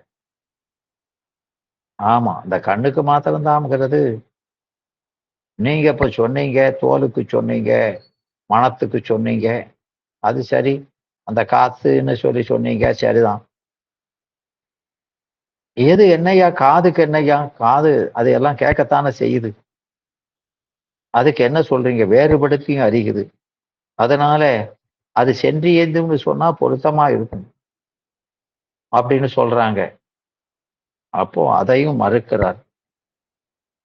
அதெல்லாம் ஆண்டாண்டு அவ்வந்த இடத்துல எழுந்த ஓசை நீர்த்தரங்கம் போல. இந்த சத்தம்ங்கிறது காற்றுல அப்படி வட்ட வட்டமா பரவி சந்தானமாக காற்றின் வேகத்தான் விரைந்து வந்து செவியின் கண் வந்து சேருது. இப்படி வந்து இயைந்த ஓசையினை செவி இந்திரியம் அறியும் என்பதும் அந்த ஒரு நீர்நிலையில அம்பு முதலியன வீழ்ந்தபடி அவை வீழ்ந்த விசேடம் பற்றி அந்த அம்பு ஒரு இடத்துல வந்து விழுந்ததுன்னா அது எப்படி வந்து விழுந்திருக்குதுங்கிறத வச்சு இது இந்த திசையிலிருந்து வந்தது என்று நாம அனுமானம் செய்துதான் அறிகிறோம். அதுபோல ஏன்னா நாம அந்த கண்ணிந்திரியத்துக்கு சொன்னோம். அது தூரத்துல கிட்ட இருக்கிறதெல்லாம் எப்படி அறியுது அப்படின்னா அது சென்றி எய்து வருவதனால அந்த விடயத்துல போய் பற்றி வருவதனால அது போய் திரும்புவதற்கு எவ்வளவு நேரம் ஆகுதுங்கிறத வச்சு இவ்வளவு தூரத்துல இருக்குங்கிறத அறியுதுன்னு நாம சொன்னோம். அதே தானேயா நானும் சொல்றேன். இந்த காதுக்கு சொல்றேன். இப்ப காதுக்கு ஒரு சத்தம் வருது அப்படின்னா இது இந்த ஓசைன்னு அறியுது.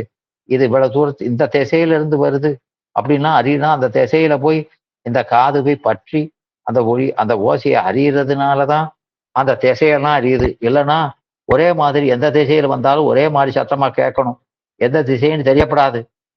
நீங்க சொன்னீங்கல்ல கண்ணுக்கு வந்து எல்லாமே வந்து பட்டுச்சுன்னா ஒரே மாதிரி தெரியணும். ஆனா தூரம் தெரியப்படாத.